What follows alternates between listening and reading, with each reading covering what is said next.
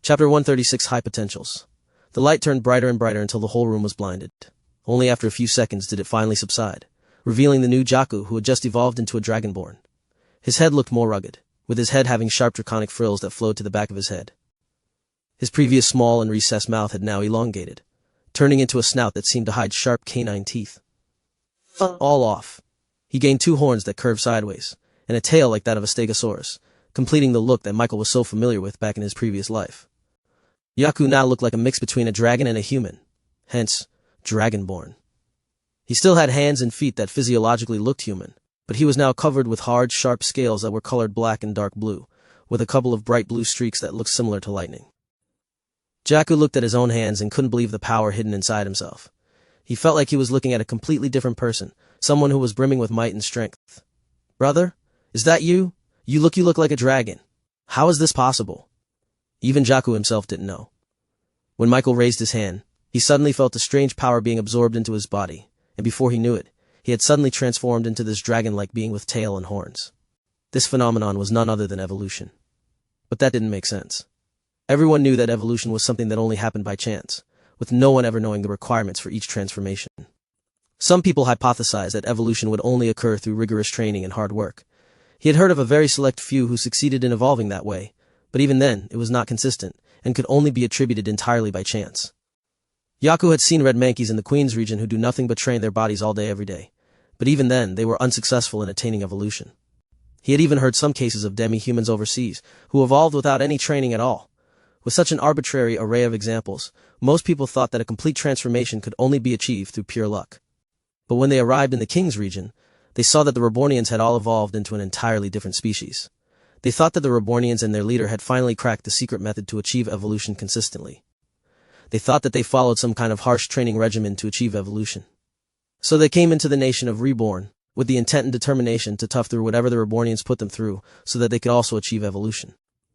That was why they were so surprised when Jakku evolved through just thorough contact with Michael, without even breaking a single sweat. "Sir Michael, how did I evolve?" Jakku asked.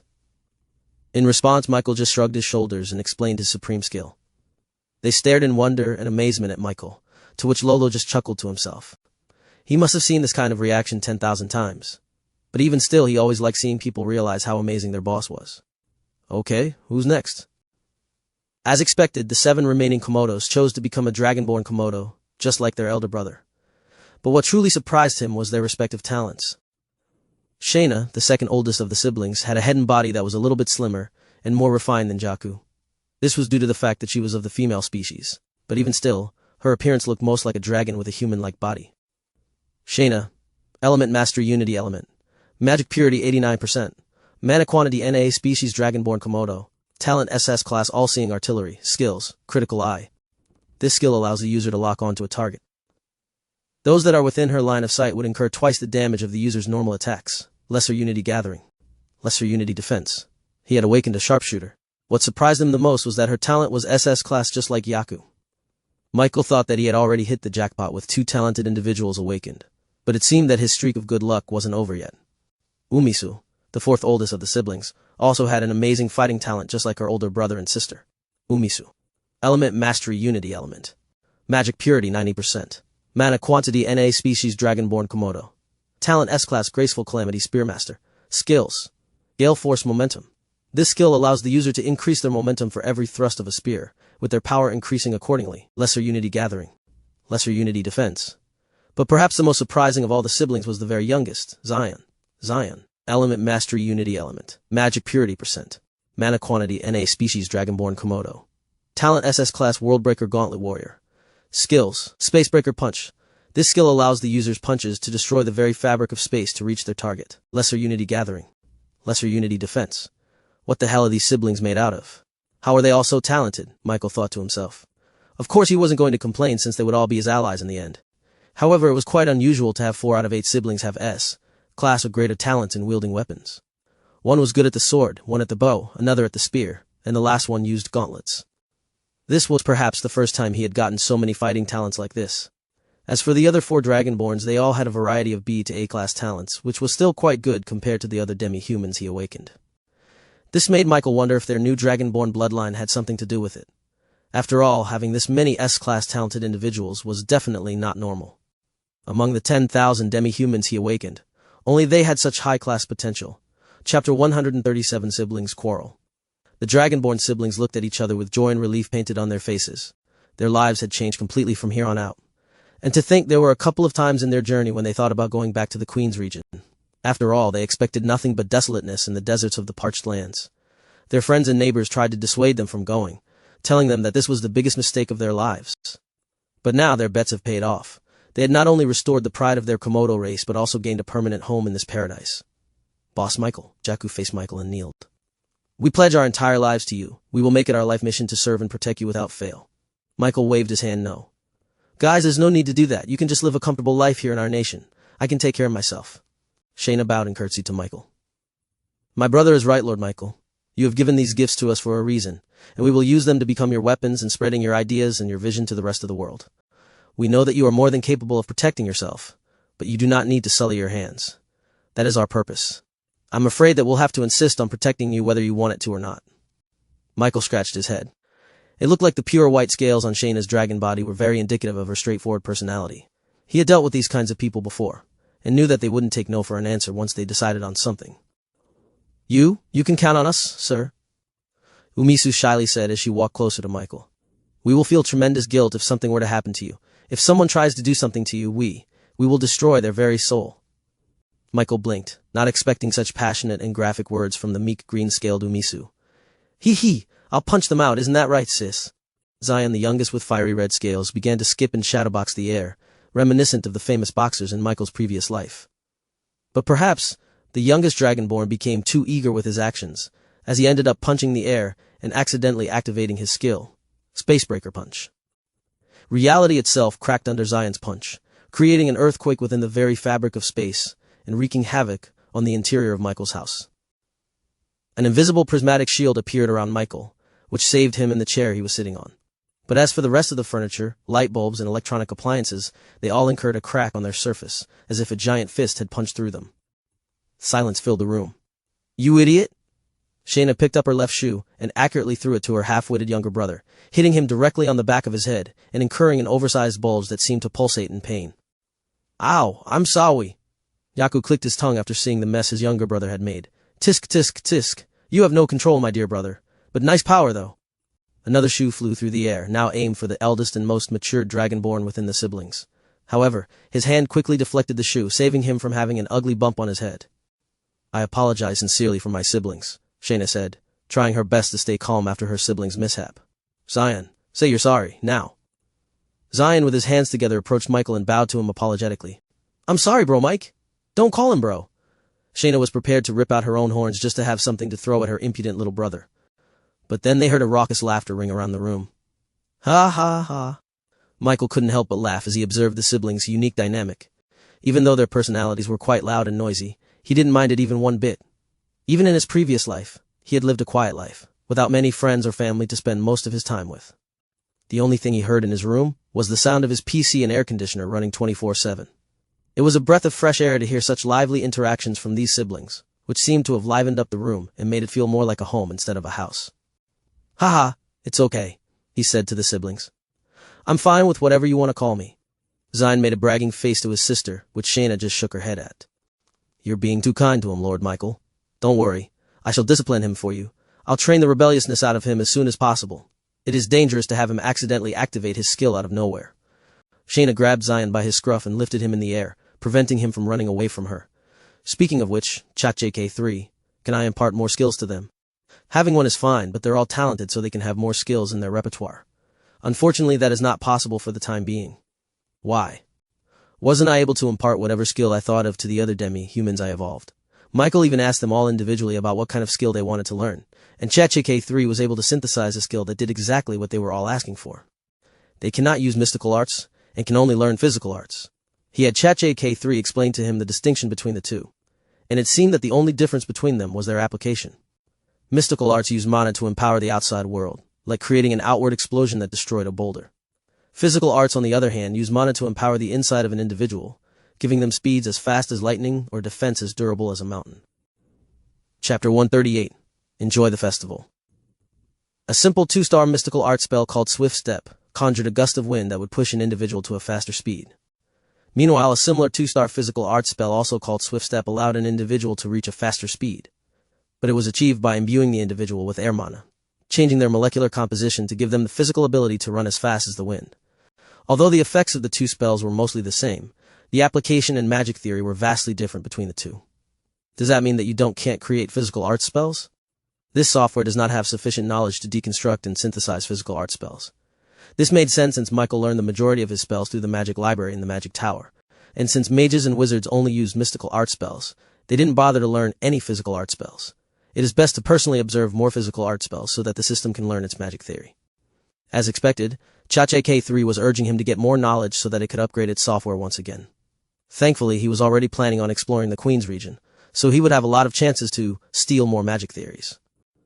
Of course, he would also try to recruit more demi-humans while he was there. According to the Dragonborns, the living situation in the Queen's region wasn't that ideal for most demi-humans. Some had to resort to begging in the streets and living in the slums. Is it that bad over there? He asked them. It is for low-ranking demi-humans like we were.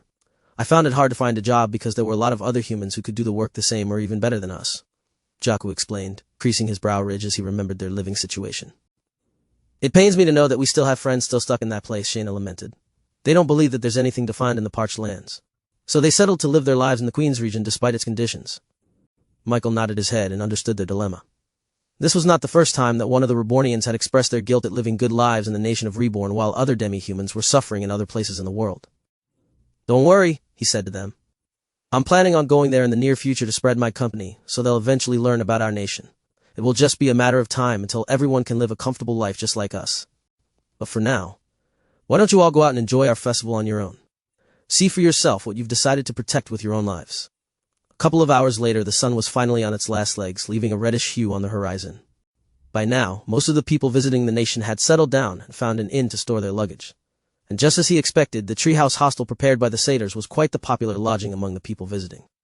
Those who were lucky enough to book a room of their own only realized how fortunate they were, once the darkness descended into the nation, and was replaced by the light brought on by the street lamps, and the glow coming from each room in every building. To view from atop the treehouses truly gave them an otherworldly experience. Whoa, the stars, they've descended. It was true. This is truly a paradise on earth. I want to live here forever. Why is this view only for this nation? I would pay all the gold coins I have so that I could have this view in my house. Although this sight was quite normal for Michael, this was quite a rare thing for the people in this world, even for people who saw magic on a regular basis. For example, Cerberus and the other mages and wizards from the magic tower could only look on in stunned silence as they finally stepped foot on the famous nation of Reborn. Is this the 7-star spell constellation manifestation? A wizard asked as he and a couple of other mages floated in the air above the glowing nation. No, there's no magic involved in those lights, a mage answered. It's just reality. Tower Master, how is this possible? They asked Cerberus. But the only thing that the white-bearded old man could answer was, Michael. And that was enough of an explanation. It wasn't just the new magic, less inventions that impressed the mages and everyone who visited the nation of Reborn. It was the lavishness in everything here. All sharp-eyed individuals noticed that one of the rarest and most sought-after materials in the world, Damascus steel, was so common in this place that every building and structure was made out of it. Even the garbage cans on every street were lined with Damascus, as if littering was such a grave problem. Even the Dwarven Kingdom wasn't so wasteful. The production efficiency of this nation truly was something to be amazed at. It would be a lie to say that the mages didn't feel envious of the Rebornians, even more so when they found out that every single one of them had a mithril artifact of their own. I thought mithril was supposed to be rare, but they're using it for rakes. Tower Master, please increase my salary. I really want a mithril wand of my own. They could order a wand artifact from the Rebornians, but it cost a hefty amount of gold coins because each one was customized for each person. At this point, I want to cut ties with the magic tower and just become a Rebornian, the mage said, half joking and half telling the truth. Stop complaining, Cerberus scolded them. I thought we were supposed to be cut off from all worldly desires. His words were suddenly cut off when the loudspeakers of the stage suddenly emitted a crackling sound. A few seconds after that, a single strum of a guitar was broadcast all over the nation. Chapter 139, Effective Musicians. As soon as the first notes were transmitted over the mithril speaker artifacts, a sense of peace and serenity washed over everyone in the nation of Reborn. Wherever they were, they stopped whatever they were doing and looked toward the source of the sound, stunned at the strange music playing on the stage. It seemed to make their body pulsate on the beat and rhythm of the music. But it wasn't just because it was loud. It was because the very music was infused with elemental mana that resonated with everyone who listened. Curious as to where this strange phenomenon came from, everyone slowly started to make their way to the center stage, where lights and music were pointed towards one man who sat on a stool and played a guitar. With each drum, people felt more and more relaxed, as if their very soul was healing. You have gained a 10% increase in your mana circulation. Of course, what everyone was feeling was their mana getting fixed through the boost stat effect of the guitarist. Any living being had elemental mana in their bodies, and usually, the circulation of mana in their bodies corresponded directly to their ability to wield mana. This was essentially what mana purity was all about. The more pure mana they circulate in their bodies, the more magically adept a person was. Of course, because of improper technique, physical limitations, and other such factors, not a lot of people could even reach an 80% threshold of mana purity. And of course, since no one was perfect, no one will ever reach 100% mana purity. Michael was the only one who came close with 99.99%. But now, as people listened to the sounds on stage, the mana in their bodies was starting to move to the rhythm and beat of the music, allowing people to reach higher purity in mana, with some even reaching a 10% increase. They subconsciously began feeling like they were getting rejuvenated, unaware that their mana circulation improved drastically, which improved their overall health as a side effect. Of course, normal people had no idea about what was happening in their bodies, so they simply attributed their happy state to nothing more than enjoying the music. But some magically adept people, like the mages of the Magic Tower, knew exactly what was happening to their bodies. My mana, it's moving on its own. I feel hot. The mana is increasing the efficiency of my spells. Tower Master, is this what I think it is? They all looked at the white-bearded old man whose eyes were closed as he concentrated on his body. Even as talented as he was, Cerberus still only had an 89% mana purity. Of course, he still had other talents that made up for this weakness. But still, he tried every way possible to try and increase it by even just 1%. Alas, that was the limit of his physical body. However, as the musical sounds reached his ears, his mana began to move and rearrange themselves more efficiently. Percent. His mana purity increased by 2%. He didn't know if he should feel happy or not. His years of effort and experiments yielded nothing in this regard. Yet just one single song from a Rebornian musician was able to do what even his magic couldn't increase it by 2%. Oh, Michael, Cerberus muttered to himself. He couldn't help but feel as if it was a waste that Michael refused to join the Guild of Arcana. If he had, then he would have probably become an honorary mystic master at this point. Michael may not have the power and magic required to become a master of the mystic arts, but he certainly made enough improvements in the advancement of magic by leaps and bounds through his inventions alone. Mithril was a large aspect of this. Everyone thought that this material was nothing but a relic of the past, but who would have thought that someone in the desolate desert would rediscover it and use it in ways no one had ever thought of before? Cerberus and the mages weren't the only ones who were surprised by the effects of Rebornian musicians. There was one certain female ogre in the crowd, with a permanent frown on her face and a single horn on her forehead, who watched the performance on the stage just like the thousands of people here. She was Agnes, the famous battle-maid of the Montgomery family. Unlike most people, she was able to ascertain the true effects of the music on her body. As someone adept in physical arts, her entire body was always enshrouded with mana that allowed her to have enhanced physical capabilities indefinitely. This was just one of the basics of being a physical arts user. But as she listened to the music, she suddenly felt her muscles contracting, her skin tightening, and her bones hardening to an even greater extent than she intended. Her 1-star physical hardening spell had somehow turned into a 2-star spell even without her intervention. She couldn't believe it. It seemed as if she was still underestimating this nation of Reborn, even now. Case in point, another musician took the stage after the guitarist's performance had ended. This time, it was a drummer, who began to play a high-tempo beat that made everyone subconsciously tap their feet on the ground in unison. His music pumped up their adrenaline, making them more excited. Upon seeing this, Agnes couldn't help but stare in stunned silence as she began to realize all the true potential of the nation of Reborn. She imagined an army of Rebornians marching in a flat field towards another army. Their enemy had the superior numbers against them, but even still, the Rebornians confidently marched forward without stopping. "Watch where you're going," the dogfolk said, shoving the old statue to the ground. He was so drunk and frustrated about his loss that he ended up using his innate skill, conjuring a huge gust of wind to push the old satyr with force equal to that of a tornado. But as the wind was about to hit the old satyr, an invisible prismatic shield appeared around him, dispelling the force into nothingness. The aggressive air mana seemed to be negated by the elements of the prismatic shield immediately upon contact. This was the lesser unity defense skill that all Rebornians were blessed with. Each of them had an almost indestructible shield that protected them from any magic spell. This skill was always active and needed no conscious thought from the Rebornians, acting as a guardian angel for all of them. What? That's impossible. the dogfolk said, slurring his words. He tried to use his skill again, this time with a conscious thought to use much more force than before, but it ended with the same result. The old satyr was protected by his prismatic shield, leaving him unharmed. It was at this point that a lot of people had noticed the commotion, with a lot of the tourists whispering in hushed voices and pointing at the drunk dogfolk harassing the old satyr. Watch all looking at? Huh? None of them could come to aid. Most of them were normal people with no way to subdue an aggressive and drunk dogfolk who was clearly ready to throw magic spells at anyone that dared to come close to him. What's happening over there, bro? Meanwhile, Zion and the rest of his siblings were just walking leisurely in the streets when they suddenly heard a commotion in front of them. And judging from the crowd slowly gathering in the area, they knew something was up. Someone needs our help, Shayna said, with her eyes peering through the crowd and seeing the situation clearer than anybody else. I'll deal with this, Zion said as he walked leisurely through the crowd. His attitude was lax, with his hands on his head and his tail wagging back and forth like a dog about to get a treat. Hey man, you know how to box? Zion asked. The drunkard looked at Zion and snarled at him. The young dragonborn's presence seemed to have unnerved the dogfolk, subconsciously feeling a sense of inferiority compared to him. What do you want? Zune had a big smile on his face as he approached the drunk dogfolk. He had been itching to try out the boxing techniques and lessons that were imparted in his brain upon his awakening. And now, this drunkard gave him a chance. He began to jump and skip, raising both his hands next to his chin like a boxer. Get out of here, the drunkard said, firing a wind spear spell to Zion. The young dragonborn ducked and weaved through the sharp solidified gust of air. Within just a fraction of a second, he had reached melee range of his target, all because of his footwork. Don't use too much force, Yaku warned his younger brother. Since the dogfolk had no unity defense skill, he would be very vulnerable against Zion's spacebreaker punch. You worry too much, bro, Zion replied, with the confidence to look back at his brother, while he was up close and personal with the drunkard. Of course the dogfolk took advantage and wildly swung his arm towards Zion. But Zion just leaned back and let the punch almost graze his chin. The drunkard, missing his punch, ended up out of balance and leaning on just one leg to stay upright. Zion smiled and began to send punch after punch, with speed and ferocity that seemed to almost blur his hands.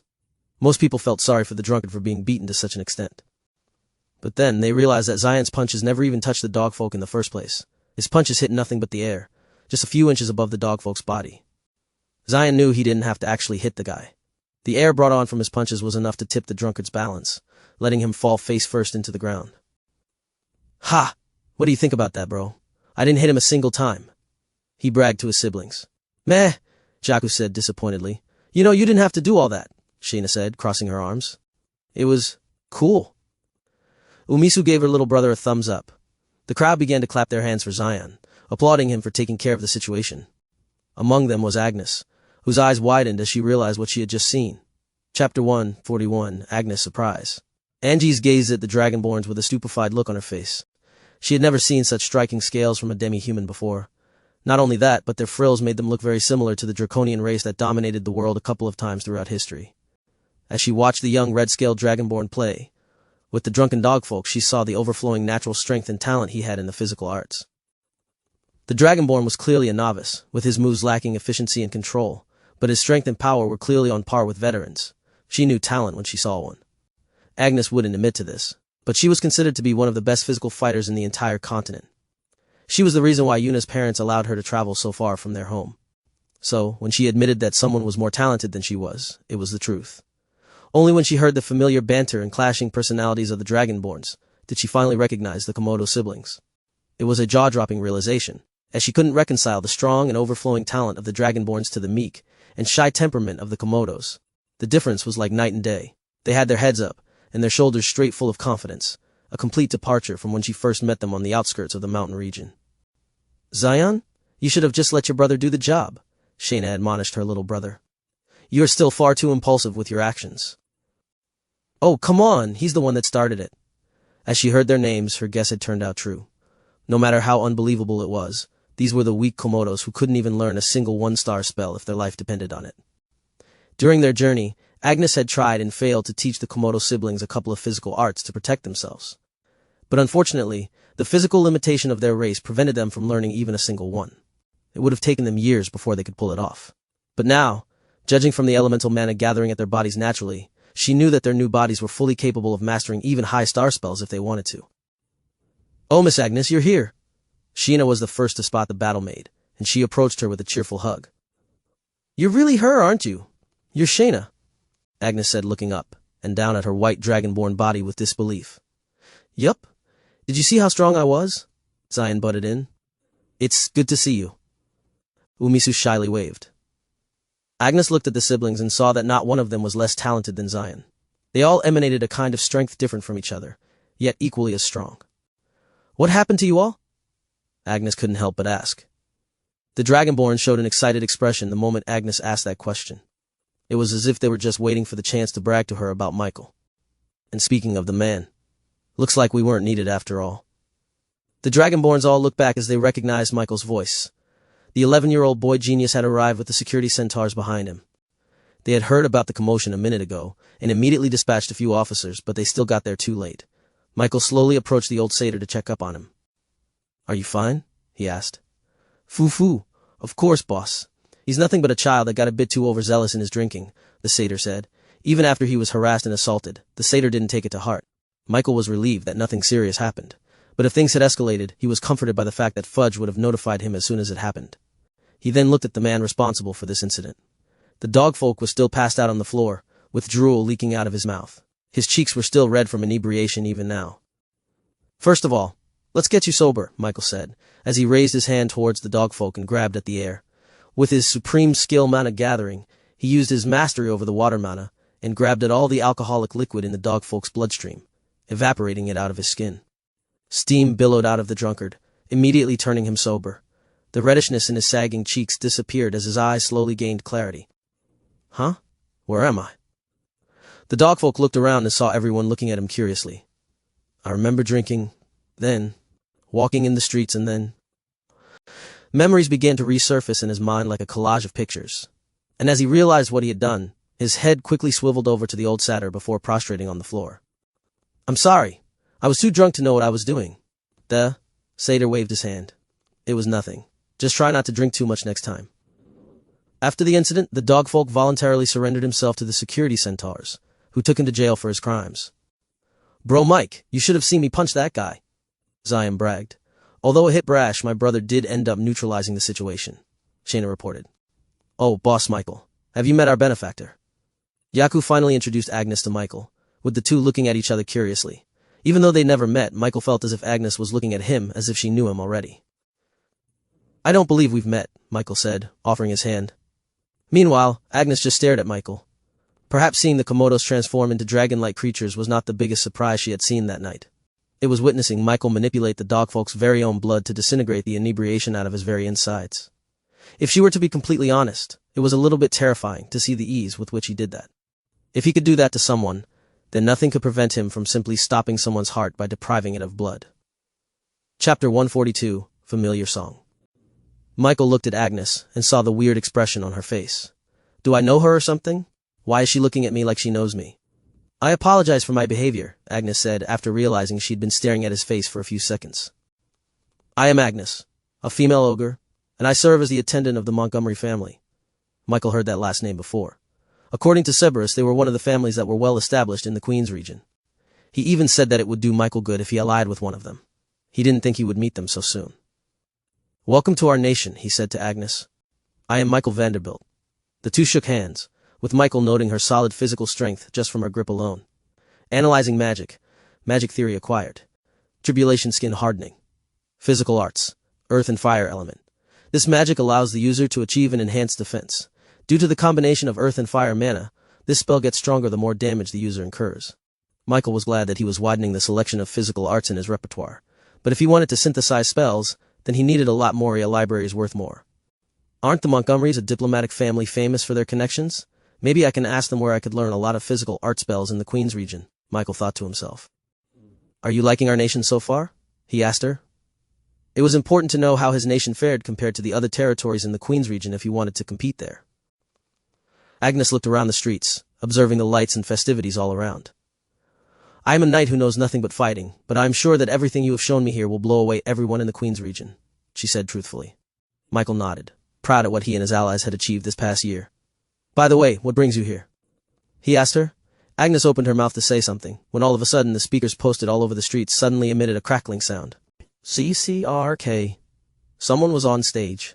Someone other than a Rebornian was about to perform a song. This was part of the events in the music festival.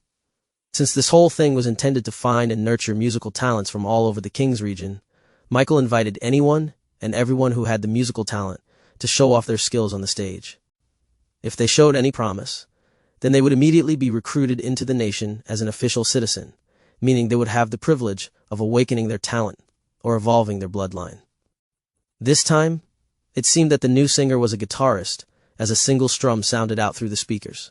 Michael was going to ignore it, but then, the guitarist began to play a serene melody on the stage, something completely different from what he and the others had been hearing the whole night.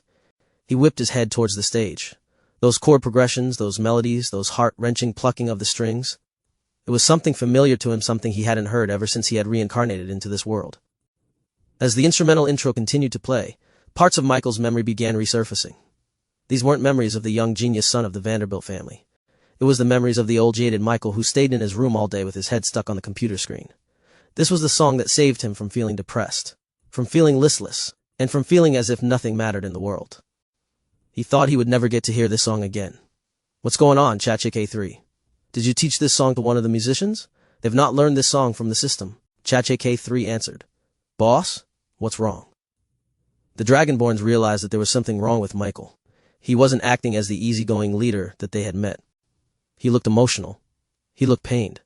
Michael ignored everybody and slowly made his way to the stage. His steps quickened as the song progressed, nearing the end of its intro. "I am with you, through the moon." The angelic voice of a woman spread all over the nation, catching the attention of everyone listening. They all turned towards the singer on stage, wondering what kind of language she was singing. It sounded alien to them. But even though they couldn't understand her, and her voice didn't have the same effects as the Rebornian musicians that sang before her, there was an intangible quality in her voice that urged them to listen more. "What is she singing?" "I don't know, but it sounds beautiful." "Who is that girl?" Michael was the only one who understood. That was English. Those were the exact lyrics of his favorite song. With the same cadence, the same tone, and the same emotionality that captured the hearts of millions of people back in his previous life. And that voice. Even though it sounded a little bit younger than what he was familiar with, it was still the same voice that had people shouting and cheering for in any concert she performed. This was no mere coincidence. There was something strange going on here. Star-crossed lovers, that's all that matters. Michael's steps got faster and faster until he was fully sprinting towards the center stage. "In all our lives, you were the one." With everyone crowding the stage, Michael couldn't see anything. Solidified wind suddenly manifested beneath his soles, allowing him to traverse the air. As he got closer and closer, he saw the black-haired girl in the middle of the stage. The spotlight shone down on her, making her look ethereal under the night just, like how he saw her back in his previous world. Michael stopped in the air, staring eye to eye with Yuna. The only thing he could think about was, she reincarnated. And as Yuna looked at the boy floating in front of her, she knew.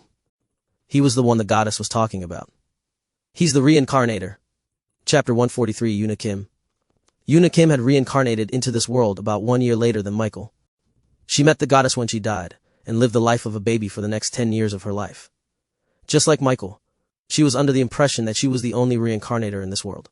The goddess only told her to enjoy a comfortable life here, and sent her on her merry way into the circle of reincarnation, leaving out the fact that someone had been here before her 1 year earlier.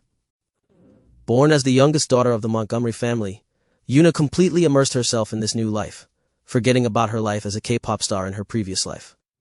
Just like Michael, she had shown great talent, even as early as 5 years old. Because of her background as a dancer in her previous life, her hand-to-eye coordination was excellent enough to allow her to master the way of the rapier much easier than everybody else, earning her the title of a once-in-a-million genius.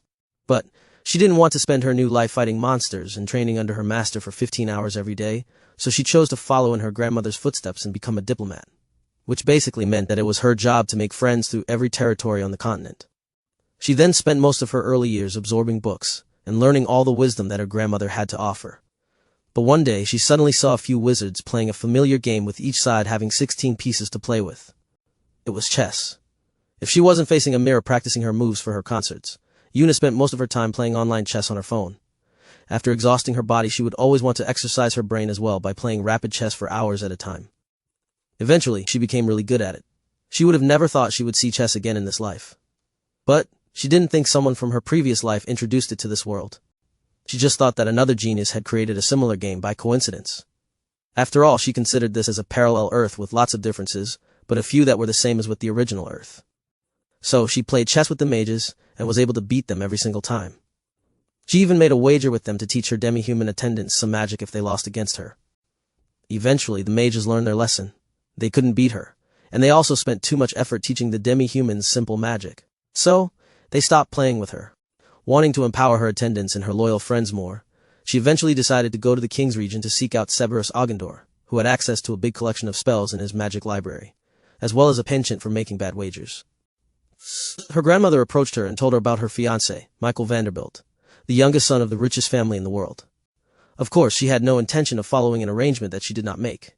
Not only that, but she was basically an adult in a child's body. So she decided to take a peek at her supposed fiancé and make sure that the arrangement with him was broken off before anything serious happened. As she entered the king's region, she saw things that weren't supposed to be in this medieval world at all. The roads were made of concrete. The villages had running water coming out of faucets, and most of all, pavements were filled with automobile cars running throughout the entire region. This was an advancement in technology that wasn't supposed to be here at all, especially in the king's region, which was considered to be the rural part of the continent. She started to suspect something at this point. Someone from her previous life had to have reincarnated as well, and they brought with them the technology from their previous world. She wanted to find out who this mysterious reincarnator was, and the only one who could answer her question was the goddess herself. Upon visiting the church and meeting with the goddess for the second time in this life, the only answer given to her was, "There's only one other reincarnator in this world," she said with a mischievous smile on her face, "and you'll find them where you're already going." Yuna could only think to herself, the nation of Reborn, she should have known. The name was already a dead giveaway. They clearly influenced the adorable slime, Fudge, from a famous anime which was coincidentally one of her favorite TV shows of all time. And when she traveled to the parched lands to reach the nation of Reborn, she was even more surprised at how advanced this place was. It looked more like a modern city from a second-world country from her previous life. The sight of light bulbs, air conditioners, refrigerators, and most importantly toilets, almost made her cry from happiness. The convenience and comfort that she could only get from electrical appliances was one of the things she sorely missed from her previous world. It didn't take long before she got her answer as to who this mysterious reincarnator was. It was none other than her supposed fiancé, Michael Vanderbilt. She couldn't believe the coincidence. The only other reincarnator was also her fiancé? Suspicious. It made her think that the goddess had something to do with it, especially with how much she was having fun not saying anything about him to her. She wanted to meet with him. And fortunately, there was a stage already set for her to perform. She borrowed a guitar and started playing one of her most famous songs, one that reached the all-time top rankings on a music website, taking first place for 20 consecutive weeks. And then, he appeared. Just from one look alone, she knew he recognized the song. And from the shock written on his face, she knew that he didn't know there was another reincarnator in this world. Chapter 144. Refreshing Conversation. Michael stared at Yuna, speechless. Seeing his favorite K-pop idol reincarnated into the same world as he was made him almost lose all functions. Meanwhile, Yuna finished her song and bowed to the audience. Her experience as a singer showed in this moment, allowing her to gracefully exit the stage without anyone knowing that she was flustered. As she walked off the stage, she looked up at Michael and gestured for him to follow her. Michael floated down and followed her backstage, where they could finally talk, alone. She quickly turned around, leaning forward with her hands on her back. "Are you from my old world?" Yuna asked him in English. "She's asking you a question, Michael." Only when ChatJK3 rang out in his head did he finally break out of his stupor. Yeah, sorry, I'm just confused. You're Yuna Kim?" he asked, still trying to reconcile the image of the K-pop idol to the girl she was now. Yuna shook her head. "No, I'm a Montgomery now. The Yuna Kim you mentioned is dead." Michael looked at her and only now realized something. If she reincarnated into this world the same as he did, then that could only mean that she died in their previous world, and he knew better than to ask for the circumstances of her death. But there was something that he found weird, though. Even though she reincarnated, her face still looked the same as her face before, only younger. If she was older, then he would have thought she had somehow transported herself to this world without dying. Meanwhile, he gained a new body, and a new face completely different from his old one. "Is this because my death is accidental?" Michael asked ChatJK3, but his personal AL assistant had no answer. "I love what you've done with this place," Yuna said, looking at the modern buildings around them. "I would have also wanted to make electricity, but I don't know anything about that." Michael was the same as her. He knew nothing about the mechanics of how an automobile or a toilet worked. It was all thanks to ChatJK3. "I had help," he replied to her. Yuna stopped walking and looked back at him. "Probably a gift from the goddess, right? I have one myself too, but it's more focused on fighting. Sometimes it feels like too much of a cheat, you know." "Yeah, I understand what you feel, Michael said, smiling. It was refreshing to talk to someone who knew exactly what he was feeling.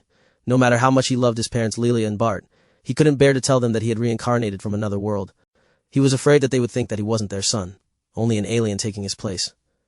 Did you reincarnate as a baby too? He asked her. It was so boring, she complained. I was this close to telling my parents that I could speak just so that I could entertain myself from their reactions. Michael chuckled. He thought of that too. I kept myself busy gathering mana. Yuna walked up to him and playfully shoved him with her finger. You cheat. My talent lies in physical arts, so I couldn't do anything as a baby. Ugh, I wish the goddess had just given me a talent just like yours. Michael smiled and smugly nodded his head. Yep, the goddess owes me quite a bit, so she had to make my life a lot more comfortable. I was able to make a working shower when I was 5 years old. Yuna crossed her arms and pouted. I'm so jealous. Oh yeah? And I made some soap? Michael and Yuna began talking about their experiences in this life, all the hardships and the happiness. Despite being from two completely different backgrounds, Sohn being a normal nerdy guy stuck in his room all day, and the other being an extroverted K-pop idol worshipped by millions, Michael didn't feel awkward talking to her at all. I guess that's the reason why she's beloved by all. She's really easy to talk to, Michael thought to himself. You have to make ice cream, Yuna said, almost begging Michael. Please, you have to. It's your responsibility as the only one who could make it. I am planning to, he said, gently appeasing her. Hey, no making fun of me. It's been living in a medieval world for too long, and you've been living quite a comfortable life here in your nation, she said, eyeing him down. That's why I'm planning on expanding my company to the Queen's region, he explained to her. I want to start selling faucets, concrete, and maybe even electricity there. Yuna's eyes widened. Yes, you should totally do that. You know what, I'll even help you free of charge. Our family is quite famous for our connections, you know. Really? He said, with his eyebrows raising. I haven't been doing nothing these past 10 years, you know. I've been immersing myself in the political landscape of the entire continent to the point that I know all the major players in the territories. I think I can help you. Of course, with a price. Maybe a box full of ice cream would suffice, Yuna said with greed, her eyes already filled with ice cream cones of cookies and cream. Michael thought for a second. That would actually help me a lot. We're just about to finish our preparations on our highway road leaving for the Queen's region. It was at this point that Yuna realized something about Michael. You know, you said that it's your cheat skill that does everything for you. But I don't think that had anything to do with the fact that you could ally with the Dwarven Kingdom, she said genuinely. Everything I've learned about the dwarves tells me that they don't care about material things. Dragons offered them hoards of gold, elves offered them magic. Humans tried giving both. None of them succeeded. But you alone did. How did you do it? Michael shrugged his shoulders. If I'm being honest, I didn't do anything at all. But Yuna knew that wasn't true. Just the fact that demi-humans were so accepted in every society in the King's region told her that Michael had fostered something that the dwarves liked so much that they were willing to open their doors. No matter how Michael said that he was just a normal guy, Yuna thought differently. Chapter 145 Plans for the Queen's region. As Michael and Yuna walked through the streets of the nation of Reborn, two certain individuals were following them from behind, giggling and whispering to themselves. Look, madam, you were right. We don't have to do anything and they would find themselves in each other's company, Fudge said. Foo, yes, it is good, little Fudge. Even if they're just friends for now, we'll make sure that it can develop into something more, Lilia said mischievously as she held Fudge in her hands. Meanwhile, Yuna and Michael continued their conversations about their plans for the future. At first, Michael thought he would be too struck to even stand near the Unikim. He was far too relieved at talking to a fellow Earthling, that he consciously tried to ignore the fact that he was talking to a person he and millions of other people called a goddess of dancing and singing. It also helped that Yuna didn't mention anything about her past life. All she talked about was her life as the youngest daughter of the Montgomery family. You've just turned 10 years old. That means you must have just had your talent awakening, he asked her. I did. Before I arrived here, I visited the church in Kingsbridge City, where I met the goddess again. She was the one who told me that there was another reincarnator in this world, though she didn't tell me who it was. Michael nodded. He knew that the goddess could be quite a joker at times. Can I ask about your talent? He asked her cautiously. If he was talking to Yuna Kim, he wouldn't be asking such an intrusive question. Heck, he wouldn't even be talking to her. Thankfully, Yuna Montgomery didn't mind. My talent is called Heavenly Sword Dancer. Yuna suddenly raised her hands and performed her moves, acting as if she had a rapier in her hands. She swiftly swung, pierced, and sliced the air with her movements, which Michael could only describe as something very similar to dancing. And if he wasn't seeing it wrong, it even looked like she incorporated some of her iconic dance moves into her stances. Suddenly, Michael heard a notification ring out in his head. Analyzing talent, Yuna Montgomery. Magic SS class. Element mastery water, air. Magic purity 95%. Mana quantity 3592 mana. Palant SS Class Heavenly Sword Dancer. Musical Stance. The user's physical stat increase is directly correlated to gracefulness, timing, and expressiveness of their movement. Where did you learn to train your physical arts? Michael asked her. Yuna then explained to him about the Order of the Heavenly Knights, and how they were the equivalent of the Guild of Arcana for physical arts users. She told him that they were the foremost experts in everything related to spells that were cast inwards rather than outwards. That's good to know. Maybe I'll visit them in the Queen's region. Michael thought that this was a good goal to set, because he needed a lot of physical art spells, so that ChatGK3 could improve its software enough to synthesize new and customize physical art spells at will. It would be great if they had a magic library, Michael thought to himself. He could already hear ChatGK3 salivating at the thought. I did no such thing, ChatGK3 retorted. Michael, are you listening? Yuna said, a bit upset that he hadn't been listening to her. Sorry, I was thinking about my plans in the Queen's region, he said truthfully. Yuna walked in front of him and stopped him in his tracks. Why don't you tell me? Maybe I can help you. You know about our plans to open the highway to the Queen's region from the Dwarven Kingdom, right? We need somewhere good to place our headquarters, somewhere that can connect to a lot of other places. This was a vital decision. For example, creating their headquarters at Kingsbridge City allowed them to be in the center of everything in the King's region, allowing for easy expansion for their business. However, territories in the Queen's region were a little bit more disjointed, with a lot of isolated territories that weren't connected with each other. There is one good territory that fits your criteria, Yuna said after a long deliberation. Orcus Town. They are usually a place where a lot of peddlers converge, which makes for a very busy town, business-wise. Michael was elated upon hearing this, but judging from the tone in her voice, he knew there was a but coming. But Orcus has become somewhat of a ghost town these days, Yuna said, her eyes downcast as she reminisced about what she saw firsthand. Elaborate? Michael asked, intrigued. What was once a prosperous town filled with both human and demi-human citizens has now been turned into a lawless place because of an unfortunate disaster that left them in a time of famine and drought.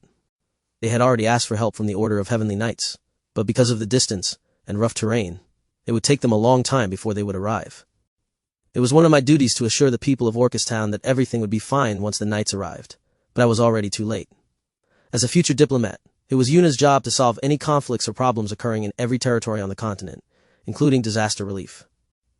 She was supposed to make sure to relay any help requests from Orcus Town, but once she got there, they asked for none. They had already lost hope. Why did they ask for help from the Order? Why not the Guild of Arcana? Won't mages be a better help? Mages could move boulders and make water out of nothing. If the town needed resources, then a wizard was their friend, not a knight. That's the thing, Yuna said hesitantly. Orcus Town is also famous for one thing. Orcs. And because of the famine, the two biggest tribes of orcs started shouting at each other. Chapter 146 Situation in Orcus Town. Orcus Town used to be an extremely popular hotspot for business.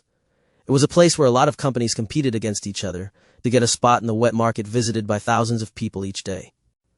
They used to consider it a good marker for a company if they were able to retain a center spot in the market without losing any customers. But because of its proximity to the mountain ranges dividing the King's and Queen's region, they were also subject to a lot of natural disasters such as landslides and earthquakes. Of course, it took a lot of money to renovate and reconstruct any broken establishments in the town, something that not a lot of people thought was worth it. Eventually, people began to leave the town, with the cracks in the roads and buildings no longer getting repaired each time a disaster struck. This led to a further degradation of the town, which forced more and more people to migrate to other places. This continued to escalate until the landslide last year finally destroyed their farms and disrupted the clean river they relied on for fresh water. Because of this, the two orc tribes living near the town were forced to clash against each other in a bid for the few remaining resources available in the area. Thankfully, these two orc tribes didn't use violence against humans or demi-humans in their civil war. They used a unique approach to settle their fight. They tried to assert dominance against each other, just like how gorillas did, it be banging their chests with pride and shouting at each other, until either of them admitted that they were the lesser tribe than the other. Because of this, no one in town could sleep properly. Aside from being hungry and thirsty, they also had to deal with the problem of having their ears assaulted by shouts and yelling non-stop throughout the night. Unfortunately, all the posturing that the orcs did ended up scaring away any potential peddlers that could have brought them food and nourishment. It came to a point where only knights could solve this problem. They would either force the two orc tribes to reconcile or force them to migrate to another location.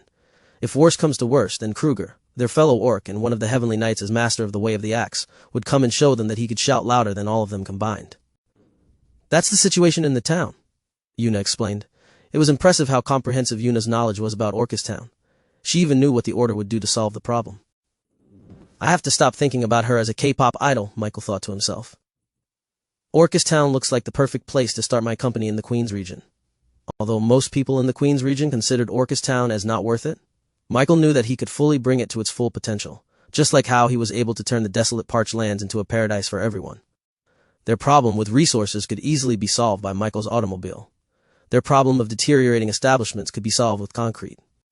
As for the orcs, Michael had a plan for them too. Michael turned to Yuna. Can you help me? I don't know much about the Queens region, and clearly, you do. A wide grin formed on Yuna's face. Of course I will. The day after the music festival, the streets of the nation of Reborn continued to be filled with tourists wanting to explore the paradise in the desert. They seemed to have fallen in love with everything this nation had to offer. Once they experienced the cool air of the air conditioner, they couldn't seem to go back to a life with just fanning themselves using a giant leaf. The Rebornians even had to make more inns and hotels to accommodate everyone who wanted to stay in their nation for a longer time. Not only that, but Reborn Nation also had something to offer that no one else in the world could offer. And that was access to the Dwarven Kingdom. It didn't take long for people to realize that the strange metal containers connected to each other, which Rebornians called trains, led into the very heart of the Dwarven Kingdom itself. For a very reasonable 100 gold coins, they could use the train and travel inside the gates of the Dwarven Kingdom, where they could explore and see everything that was closed off to humans for thousands of years. It was a surreal experience, especially since the Dwarven Kingdom was also connected with electricity. It was like a more exotic part of Reborn Nation. Biru, the king of the dwarves, was initially a little bit hesitant after Michael proposed this idea. It was one thing to let humans travel to their kingdom. It was another thing entirely to let them stay inside it for an extended period of time. However, he couldn't argue against the fact that the amount of gold coins they gained from tourists far outweighed anything they could ever sell or produce. The Dwarven King finally understood why Michael was so receptive to tourists. It was all because of money. The dwarves became extremely hospitable to the tourists, especially since the gold coins they earned allowed them to buy more beer and other products from the nation of Reborn. Michael, my friend? On the second day, Biru also traveled to the nation of Reborn to sightsee. Of course, his main objective for this visit was to get more beer for his personal collection, as well as play a little bit of baseball while he was at it. It's good to see you, Michael said as he shook hands with the Dwarven King. I think that it's time for us to implement the highway system we've been talking about. The Dwarven King gave Michael a weird look. You said that we weren't ready yet. But then, he suddenly saw a girl appear from behind Michael. Chapter 147, Gathering of VIPs. Meanwhile, somewhere in the depths of the Queen's region, there was a group of longtime friends who sat on a circular table, playing cards and drinking ale to pass the time. They all had gray thinning hair, wrinkly skin, and stooped postures. They were old, real old. Despite that, there was one thing about them that was still full of fire and vigor, and that was their eyes. It still showed the same relentless hunger they had when they were younger. And now, their age had allowed them to gain wisdom and knowledge to act carefully yet decisively.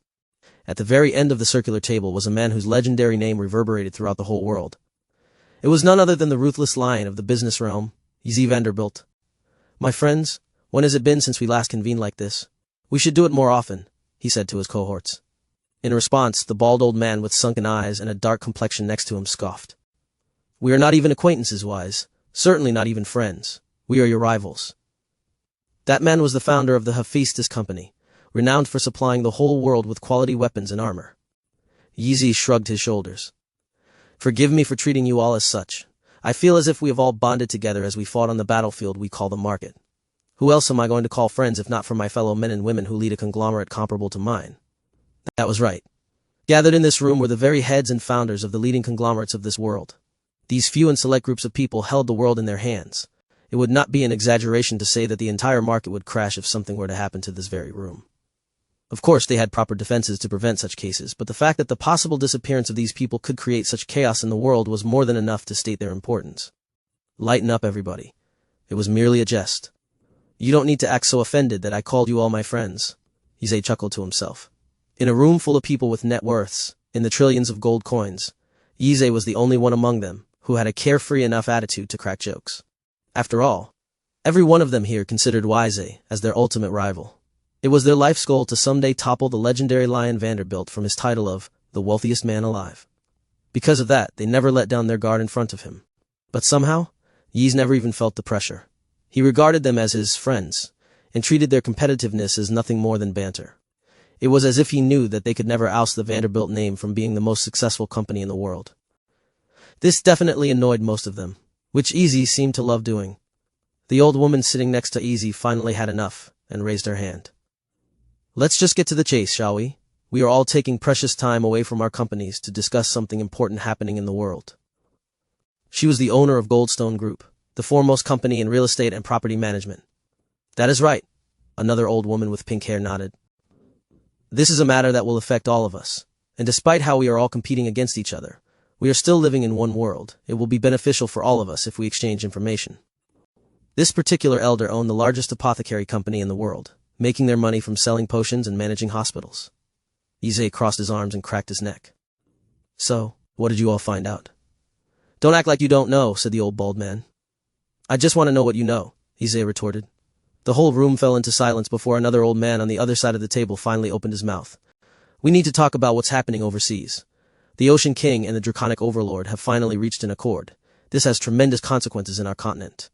That guy was none other than the head of the Osborne family, the only other family that was in contention against the Vanderbilt family for supremacy over the markets. And with his no-nonsense attitude, he announced the root of their problem without waiting for anybody else. This was quite disadvantageous for him because he was telling everyone privileged information that others could use against him, but he didn't care. Well, what do you know?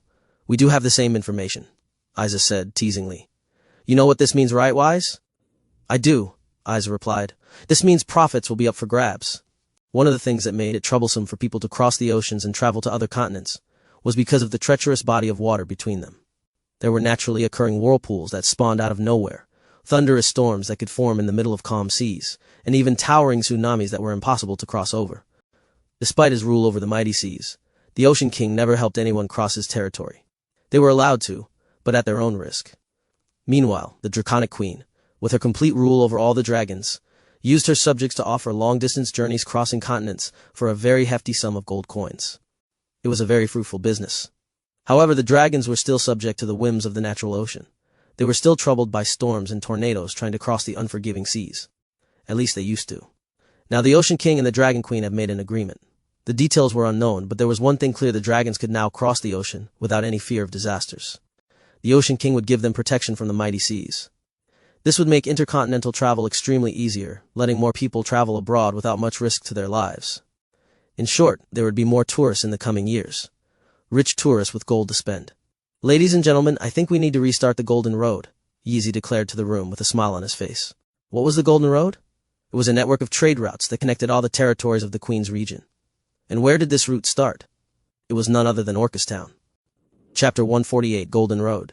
The Golden Road used to be a place where commerce and trade were abundant. It was a market filled with the exchange of goods from all over the continent, creating demand and supply that eventually made everyone prosper in the long run.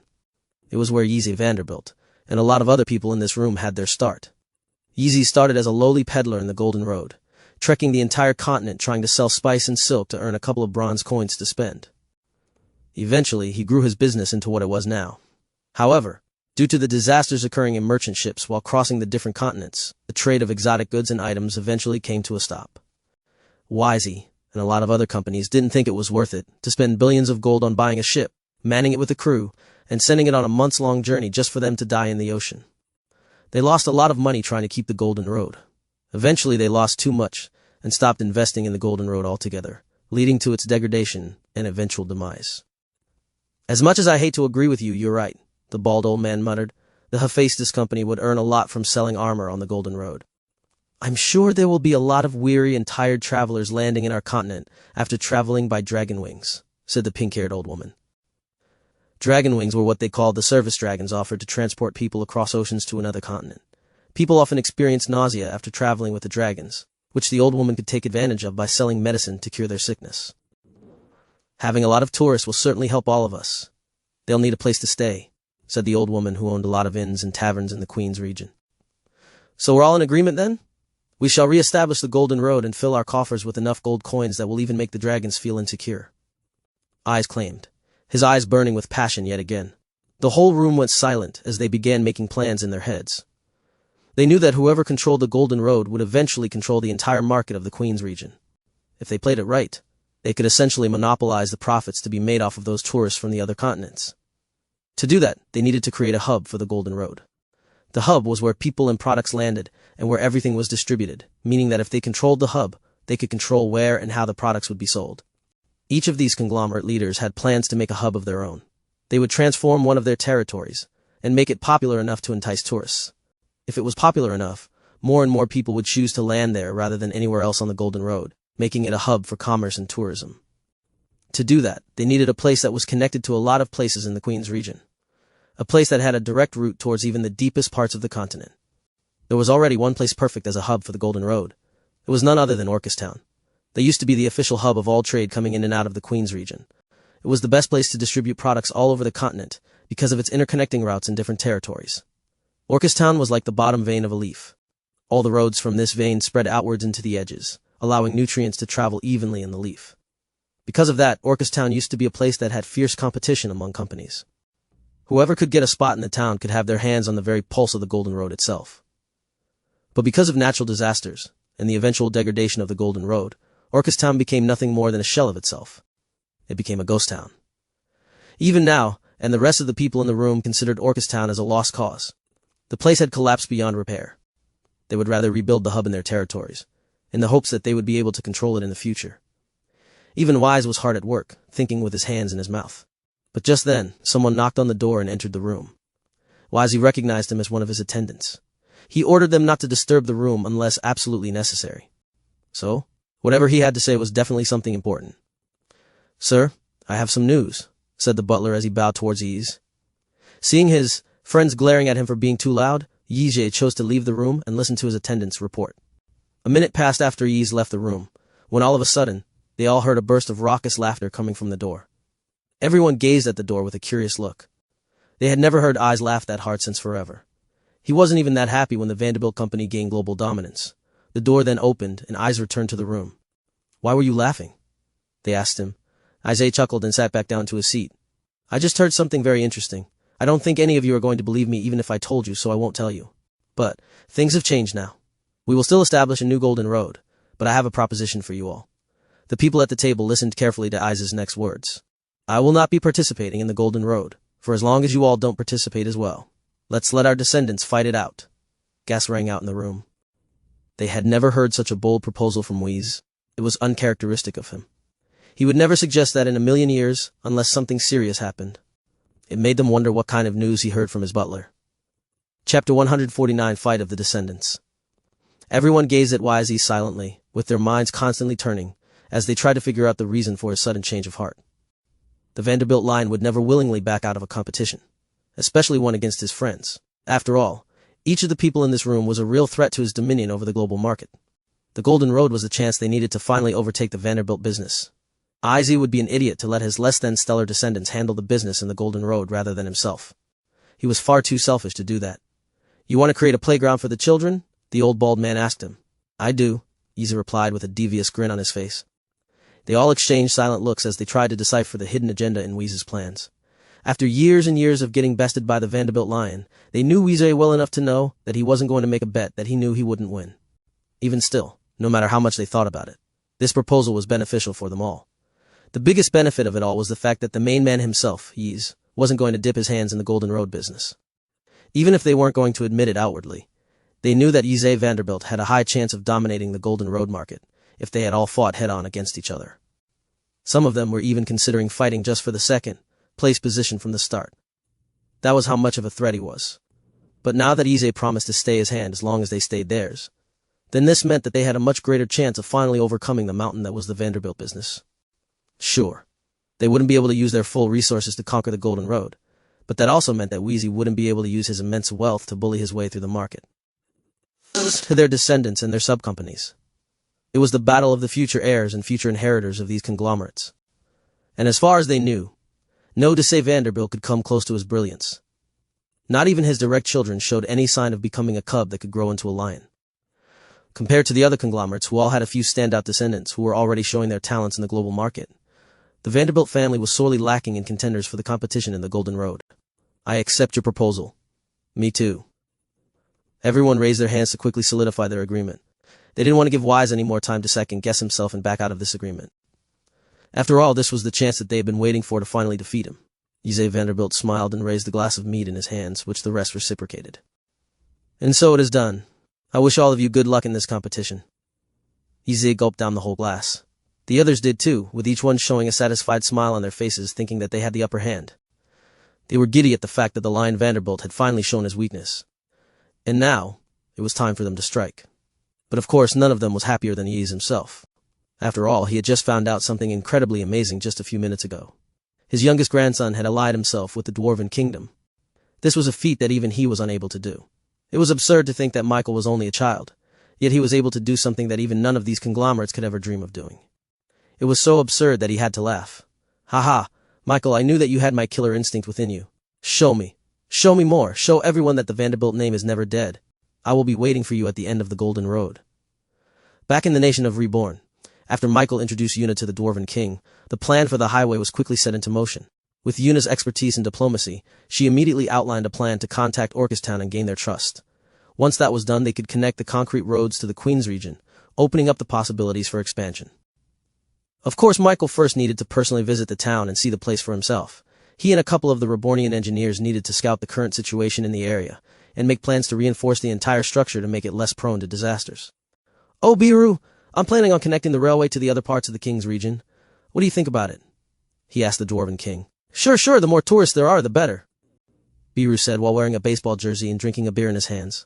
After seeing the positive feedback from the tourists, Michael planned to connect both electricity and railways to the entirety of the King's region as soon as possible. "We'll provide you with all the materials you'll need," Biru promised. "Wait, you're planning on constructing railways all over the King's region and creating another steam turbine at the same time?" Yuna questioned. "That would cost too much money." Yuna estimated that the amount of materials it would take to complete those tasks was already in the hundreds of millions of gold. And she wasn't even accounting for the labor yet. "Ha! Looks like you still don't know much about my friend here. He's obscenely rich, you know," Biru said as he put his arms around Michael. "You'll save so much more money if you start those projects separately," Yuna said. In response, Michael looked around the smiling tourists in his nation. "I want them to experience the same comfort as our nation in their own homes. That's my endgame," he said to her genuinely. Yuna stared at Michael. He then shrugged his shoulders before walking away. "Besides, just a couple of 100 million gold." Chapter 150 Journey to the Queen's Region. After some preparations, Michael was finally ready to journey to the Queen's Region, using the highway system in the Dwarven Kingdom. Coming with him were the Dragonborn siblings, who refused to let Michael go anywhere without protection, as well as various Rebornians who could each contribute different skills and talents when needed. Yuna and her escorts also tagged along since they were already planning on going back to the Queen's region. As much as she and the rest of her escorts wanted to stay in the nation of Reborn, her parents would freak out if she didn't return after a few months of travel. Her skills as a diplomat were also incredibly helpful in the Queen's region. She would serve as a much-needed aid for Michael to navigate through the political landscape of a foreign land. Before they left, though, Michael left the nation in Lolo's hands, who proved himself adept at handling the Rebornians and keeping them in check. After the festival, the number of tourists remained high, which meant that everyone's workload increased significantly. Even though they had no electricity yet, people were already pre-ordering their own air conditioning systems and refrigerators to use in the future. Perhaps they'd just like to see it in their houses to remind them of the good times they had in the nation of Reborn. The amount of gold they earned from this ended up helping cover the cost of the new projects Michael had started in the King's region. While he would be busy establishing the company in a new region, the Rebornians would be busy planning railroads and laying the foundations for the electric lines that would modernize everything and put it up to Rebornian standards. Thankfully, the mages and wizards from the Magic Tower offered their services to speed up the construction. It seemed that they were quite desperate for money to afford their own customized mithril wand artifact. It took them quite a few days before they finally reached the Dwarven Kingdom. There they were greeted by eager dwarves who showed Michael the newly constructed concrete highway. It was divided into two, one for entering the Queen's region, and one for leaving it. In the middle of this highway were tall street lamps that illuminated the whole place at night. Michael built this with the high-speed driving in mind to make overnight trips much safer and faster overall. "This is amazing. Thanks for your help," Michael said to the hard-working dwarves. "Take the week off. I'll give you an all-expenses-paid trip to our nation for you and your families. Enjoy." The dwarves cheered after hearing this. They weren't able to join the music festival because of this project, so now they were glad they got to see their work had paid off. Meanwhile, in the depths of a forest, a couple of peddlers tried to hike through the uneven terrain of the land. "Are you sure it isn't dangerous here?" the youngest among them asked. "No, there weren't any earthquakes last night, so the ground won't suddenly collapse under our feet," the oldest replied. "That doesn't make me feel better. Why are we risking our lives here again? I thought this place was a ghost town," the youngest asked. The oldest peddler looked back. "Orcistown needs our help. They are dying of hunger and thirst. Buying our wares is their only way to survive." But just as they were about to climb over one of the uprooted trees, they suddenly heard a loud thumping sound echoing through the forest. It boomed through their bodies, rattling their very bones. Boo, two, boo, two, ra-ta-two. The thumping sounds were accompanied by growls and guttural shouts, which continued to get louder and louder with each echo. It was at this point that they realized that those weren't echoes. Those were the culmination of hundreds of other creatures shouting at the top of their lungs, each one trying to outdo the other. The peddlers suddenly felt their hearts palpitate from the sheer deafening sound coming from the forest. The eldest peddler looked back at his team.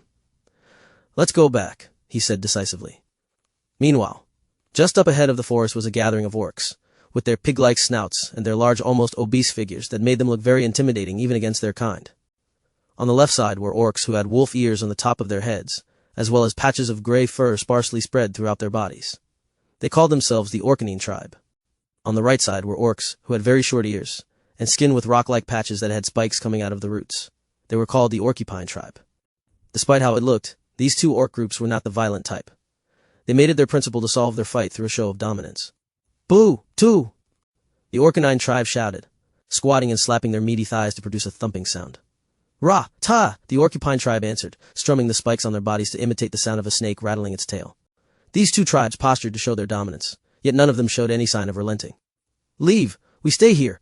"No, you leave. We keep our place here." The two leaders exchanged pleasantries.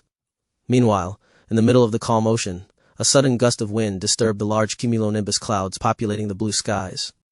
Large winged creatures broke through the clouds, turning them into nothing but mist. These were none other than giant wyverns, creatures from the proud draconian race. And if one were courageous enough to go above the wyverns, then they would see an incredible sight. Constructed above the wide rib cage of the wyvern's body was a small town complete with wooden houses and constructs. Not only that, but it was also populated by hundreds, if not thousands of humans and demi-humans. Their destination? None other than the continent in the distance. Chapter 1 for 51, visiting Orcus Town. The Dragonborns preferred sitting comfortably in the automobile, rather than walking the whole way to the Queen's region. After all, it would have taken them 10 times the time and effort. But for Michael, who used to live in a world where travel was nothing more than a few hours or even less than a day, this journey was a bit of a bore. Although he customized his automobile into a camper van complete with a built-in shower, bed, and kitchen, Michael still couldn't stand the monotony of his daily life in the car. He eventually called out to Fudge, who diligently came out of his shadow and presented himself to Michael. "You called, Master?" "Hey Fudge, do you have any clones near Orcus Town?" Michael asked. With his supreme skill, unity gathering, he could take control of Fudge's clones and easily take their place, allowing him to transport himself to Orcus Town in an instant. The edgy ninja slime nodded its head, feeling millions of its clones spread around the area. Most of it was in the King's region, but there were some sparse few attached to the shadows of traveling peddlers in the Queen's region. "I found it, Master. There's one close to Orcus Town." Fudge answered. "Thanks. I'll have to borrow your skills for a second," Michael said as he raised his hand and grasped the air towards Fudge. "No probs, Master." The dark mana comprising Fudge's slime body started to vibrate, alienating themselves from Fudge's very existence. His own mana, the power hidden inside a being that only they were supposed to have access to, was now being controlled by Michael's supreme skill with extreme ease. Somewhere beyond the forest were a group of fleeing peddlers, seemingly scared out of their wits as they heard the roaring sounds coming from the orcs. Unbeknownst to one of them, a single violet slime popped out from their shadows and landed on the ground. The peddlers left the scene, none the wiser. The violet slime crawling through the grass suddenly vibrated, as its entire body began to morph and change into something completely different from its amorphous body. It elongated into a vaguely humanoid shape, before finally transforming into an 11-year-old boy with golden hair and dashing young looks. Michael looked at his hands, satisfied to see that his body successfully transferred into Fudge's clone. "Chacha K3? Can you locate Orcus Town and give me a direct route?" Acknowledged, cross-referencing topography of the current surroundings to a well-established map of the Queen's region. Current location found. Creating a waypoint for the last known location of Orcus Town. Complete. Michael suddenly saw a giant yellow arrow in the ground, pointing him due north. He began walking towards the direction it pointed at, and the arrow slightly changed its position to the right. As he continued following the arrow, Michael noticed that there were a lot of fissures and crevices on the ground, making for a very dangerous journey for normal people. One wrong step, and they could plummet into a chasm and get trapped with no way out. I guess Yuna was right. This place is also prone to earthquakes, Michael thought to himself. It didn't take him long before he finally caught sight of a civilization in the distance, with stone buildings peeking over the town walls. "That's Orcus Town." "According to different sources, that is indeed Orcus Town," replied Chacha K3. But as he got closer, he realized that it looked more like ruins, rather than an active civilization. The walls were completely degraded, with plenty of cracks lining up with the crevices on them. ground. Some parts were completely torn down, which lowered the security of the town significantly. Though Michael didn't know if any thieves or conquerors would even bother to do anything with a town this degraded. Michael used his supreme skill again to sense for the light mana present in Orcus Town. Thankfully, there were still a sufficient number of inhabitants for it to still be called a town, but the quality of their life was something left to be desired. Judging by the lack of earth and water mana present in their bodies, as well as their thin physiques, Michael knew that all of them were suffering from starvation and dehydration. The situation here is worse than I thought, Michael noted. Thankfully, I stocked plenty of food in our automobiles. He approached Orcus Town on foot, feeling the ground beneath his feet to sense for any upcoming disasters. Thankfully, there were no signs of another earthquake occurring in the region. He began walking through the streets of Orcus Town, looking at the abandoned houses and destroyed farmlands with pity. Even with the half-collapsed buildings all around him, Michael could see that Orcus Town used to be a prosperous place with a bustling life for its inhabitants. The torn-down stalls by the side of the street told him that there used to be a thriving market established in the town. Even the stone road was worn down by horse carriages crossing through them day and night. Sick dot of history in this town. It was such a shame that natural disasters prevented this place from reaching its full potential. As Michael was strolling through Orcus Town, he was soon spotted by some locals who eyed him with a strange look. "Hey kid, what are you doing out here? Go to the market now or else you won't have anything for yourself." Michael turned to the emaciated old man peeking out of his window. It was clear from his face alone that he was worried for the kid wandering the streets alone. It seemed that Michael was mistaken for one of the locals. Unlike most rich folk, Michael never really wore anything gaudy or flashy. A simple shirt and trousers were enough for him to be satisfied with. He was the comfort over style kind of guy even in his previous world. "What are you talking about?" Michael shouted back. "Bread," the old man yelled out. "You'll miss out on bread." Chapter 152, Breaking Bread. Just as Michael was about to ask the old man what he meant by that, he suddenly heard a cacophony of excited shouting in the distance. It sounded like children getting excited at a birthday party. He didn't expect such jolly sounds from a barren town. Michael curiously walked towards the center of the town, where the main wet market was established. As he did so, he saw a small gathering of small children lining up towards a single table. These children, despite looking a little bit thin and malnourished, were surprisingly healthier than the adults that he had been seeing in the town. Most of the people in Orcus Town remained inside their houses, choosing to lie down and sleep all day to conserve energy. This would allow them to be less hungry throughout the day. But somehow, these kids had enough energy to jump around excitedly as they looked towards this table. "Finally, I've been waiting for this since yesterday.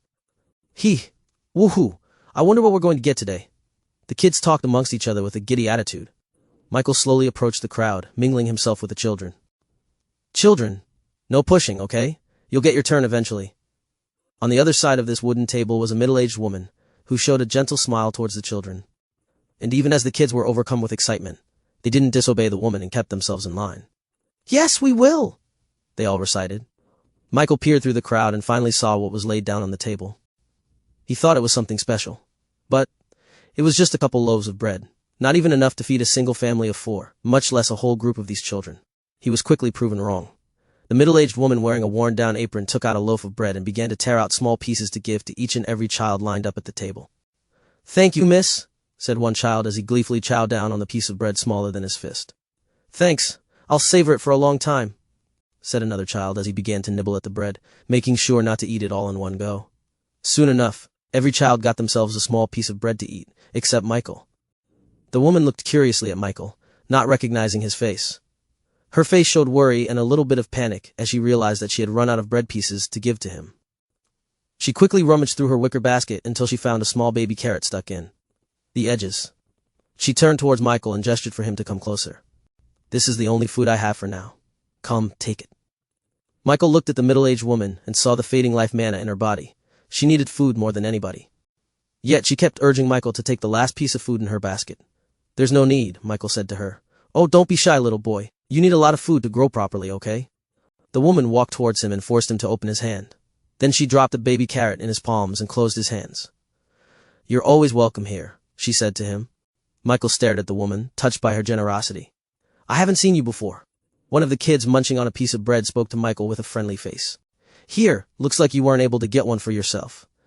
The little kid broke half of the remaining bread in his hands and gave it to Michael without hesitation. It was already smaller than his fist, but now it had become the size of a strawberry. Even though he was clearly younger than Michael, the boy unselfishly gave Michael half of what he had despite risking hunger later on. "Are you new here? Have some of mine as well." Another kid approached Michael and tore off a small piece of bread for him. "I'm not that hungry. Can I share it with you?" What's mine is yours. Let's get along well in the future, okay? One by one, the kids began to give Michael small chunks of their food while introducing themselves to him. Even though he was a complete stranger to them, they treated him as if he was their family. Everyone's first thought upon seeing Michael was that he was one of the lost orphans who wandered into the town. He looked like he needed help. And when these kids needed help, the woman also gave them food to eat without any hesitation. Now they were just paying it forward. Michael watched everything unfold, speechless at how kind everyone was to a total stranger. It was clear that they were the ones who needed help the most, yet they were the ones who helped others. But how are you going to eat? Michael asked the middle-aged woman. Don't worry about me, boy. I already ate my fill, she said, exaggeratingly patting her belly as if she was incredibly stuffed. It didn't take long for Michael to realize what was happening. He looked around the town and saw all the senior and elderly people peeking out of the windows with satisfied smiles on their faces. Even though only the children were eating food, they didn't argue or beg for some. It seemed that they had chosen to leave all the food to the children, leaving nothing for themselves. If they had rationed the food for all the people in town, they would only last a couple of days. But if only the children ate the food, then they could last for months longer. Seeing this warmed his heart. People here were still filled with goodwill despite the horrible situation they were in. They helped each other survive and were even willing to sacrifice themselves just to give the children a better chance at surviving. Michael made a decision right there and then. He was going to help this town. Chapter 153, Orchestown's Past. Michael spent the rest of the day with the locals of Orchestown, seeing firsthand how horrible their living situation was. Most of the time, the kids and the adults journeyed out into the dangerous forest to try and find some fruits and berries they could eat. However, they couldn't gather enough sustenance to live satisfied day to day. Most fruit-bearing trees were either smashed into the ground or fallen into the crevices on the ground. The only water source they had came from the rain, which only comes once in a while. Michael talked with the middle-aged woman and found out her name was Beth. She was one of the only locals who stayed in Orchestown despite its horrible state. He asked her how things deteriorated so badly for the town. We already asked for help from the neighboring towns, but they couldn't. Due to the dangerous terrain of the forest full of crevices and chasms, no one was able to send any large rations to the town. We also asked help from the Order, but it would take them too long to get here. It came to a point where most people gave up and chose to move on to bigger and better things, she said with melancholy. But not us. Why not? Wouldn't it be better to migrate to a much safer territory? He asked her. Beth looked around the ruins of the once great Orchestown. Memories flashed in her eyes as she remembered a brief time when she was a kid, when there were people and demi-humans of all kinds traveling in and out of their town, carrying all sorts of goods and trade. We can't move, she said. Then we would be abandoning what our ancestors built for us through the years. You do not know this, but our town used to be the centerpiece for the Golden Road. Michael's ears perked as he heard something new. Golden Road? He asked her, expectantly curious. Just the name itself was triggering his intuition for business. Beth nodded her head. Yes, the Golden Road, aptly named because of all the gold coins being traded en masse every single day in the market. Do you see that road leading outwards, leading further into the Queen's region? Michael looked to the ends of the town, where the road was wide enough for 8 different horse carriages to pass through. He could see the signs of a well-designed stone road that led deeper into the horizon. But it seemed to have fallen victim to the earthquakes and natural disasters that befell this town. The Golden Road was nothing more than a chasm in the ground. There used to be thousands of carriages coming in and out of this town every single day, each one carrying products from all over the world, ready to distribute across the Queen's region. My grandmother used to sell spice. She had her store right there, just beside the building we use now for shelter. She told me that the Golden Road was what made our continent prosper, and brought up with it our Orchestown. Michael's imagination sparked as he tried to look through to the past of Orchestown, when the Golden Road was at its peak. Along with the sounds of horse hooves smacking on the stone road, he also heard spice sellers shouting towards the potential customers walking through the streets, tempting them to taste the mounds of salt and peppers on the table. He heard customers passionately plead for the price of apples to be lowered, arguing that the quality of the fruit was less than desired. He could even see a couple of rascal kids pocketing a loaf of bread in their shirts, while the vendor was occupied with a customer. It was chaotic, but it was prosperous. From how Beth described it, the Golden Road seemed to be this world's equivalent to the famous Silk Road back in his previous life. It was a vast network of routes, where merchants and peddlers exchanged goods and products to be spread throughout the Queen's region. And if that was true, then Michael was sure that the Golden Road could not only spread products and items, but also culture and ideas. If the Golden Road still existed, it could boost the Reborn company to even greater heights, much faster and more efficiently than his original plan. This is our home, Beth declared, and we will not leave it no matter the circumstances. Michael's mind began to work as he tried to see the possibilities of the Golden Road, especially Orchestown, since it was the centerpiece of all trade and commerce in the Queen's region. What if we recreate the Golden Road? He asked Beth. The middle-aged woman looked at Michael with an amused expression. Sure, kiddo. If you want to do that, then you must grow up healthily, she said, chuckling. Even though she didn't know where Michael came from, she treated him the same as any other kid in town who had lofty ambitions in the future. She didn't reject their dream, but she also didn't believe it would come true, at least, not in this town. I'm serious, Michael doubled down. I'm sorry, but you're not the first one that has said that to us, Beth said. There were plenty of powerful royals or billionaire businessmen who offered to rebuild the town and revive the Golden Road, but eventually they all gave up. I'm sorry, but you're just a kid. There's nothing you or I can do to change the unfortunate circumstances of our town. That's just how it is. Beth pursed her lips and tried to console Michael, but it seemed that the kid wasn't even discouraged one single bit. There was a strange fire in Michael's eyes that somehow just a little bit made Beth believe that he could do what he wanted to do. There was a confidence in his eyes that was unlike that of a child. Where did you say you're from again? She asked him. But just as she said that, she suddenly heard excited shrieks come out of the kids as they looked on ahead of the gates. Whoa, what's that? A box carriage. Where's the horse? Chapter 1 of 54, Reborn Company arrives. The ruckus from the kids forced Beth and all the seniors to slowly gather near the rundown entrance of the town. Why are you all so noisy? She asked them. But it seemed that the kids were far too excited to even acknowledge Beth. They simply pointed towards the horizon, where an envoy of carriages seemed to be coming from the very forest itself. Miss Beth? Are they the help that you've been talking about? Ooh, are they the heavenly knights they're going to save us? The kids' imaginations went wild, especially since the horseless carriages weren't anything they had ever seen before or had ever thought about. But Beth knew that they weren't from the Order, nor were they from the Guild of Arcana. Matter of fact, they weren't even from the Queen's region at all. If they were, they would have come from the other side of the town facing northwards, and, connecting to the Golden Road. The very reason why they weren't getting help from anybody was because it was extremely hard for carriages, or just peddlers, to get through the hazardous environment caused by the earthquakes. But now, these carriages, if it could even be called that, were coming with an army's worth of envoys with it. Beth and the other seniors were certain. They weren't from the Queen's region. Only that, but they seemed to be coming from, not a place in the Queen's region inaccessible to anybody. After all, the dwarves had created for themselves an impenetrable wall on the other side with which no human or carriage could ever trespass. Are they here to conquer us? An elderly man asked Beth. What could they possibly get in this town? An elderly woman answered. Well, who are they? That was the question on everybody's mind. They could only wait with bated breaths as the horseless carriages approached their town at unbelievable speeds. That's faster than a horse. And they're made of metal. How is it faster than a normal carriage if it weighs so much more? After a few more minutes, the camper van automobile in front of the envoy finally arrived at the gates of Orcustown. The kids excitedly approached the strange vehicle, regarding it as some sort of wonder of the world. They looked through the tinted glasses of the automobile, trying to see who or what was inside them. Beth, do you recognize that emblem? One of the elders asked her. Despite how little she remembered during the age of the Golden Road, there was one thing that she was sure she would never forget. And those were the emblems of all the families and businesses that used to frequent Orcustown for trade. From what she remembered, having complicated symbols adorned with gold designs was indicative of its stature in the global market. The Vanderbilt business symbol depicted hands holding the world, which were all adorned with real gold. The Osborne Consortium's insignia depicted that of a carriage traveling through a road, symbolizing their ability to sell any and all kinds of products all over the world. The Hephaestus Company's crest was that of a golden hammer striking a golden anvil. The Goldstone Group's sign was a wooden house built upon fertile land, showing their expertise in all things real estate and housing.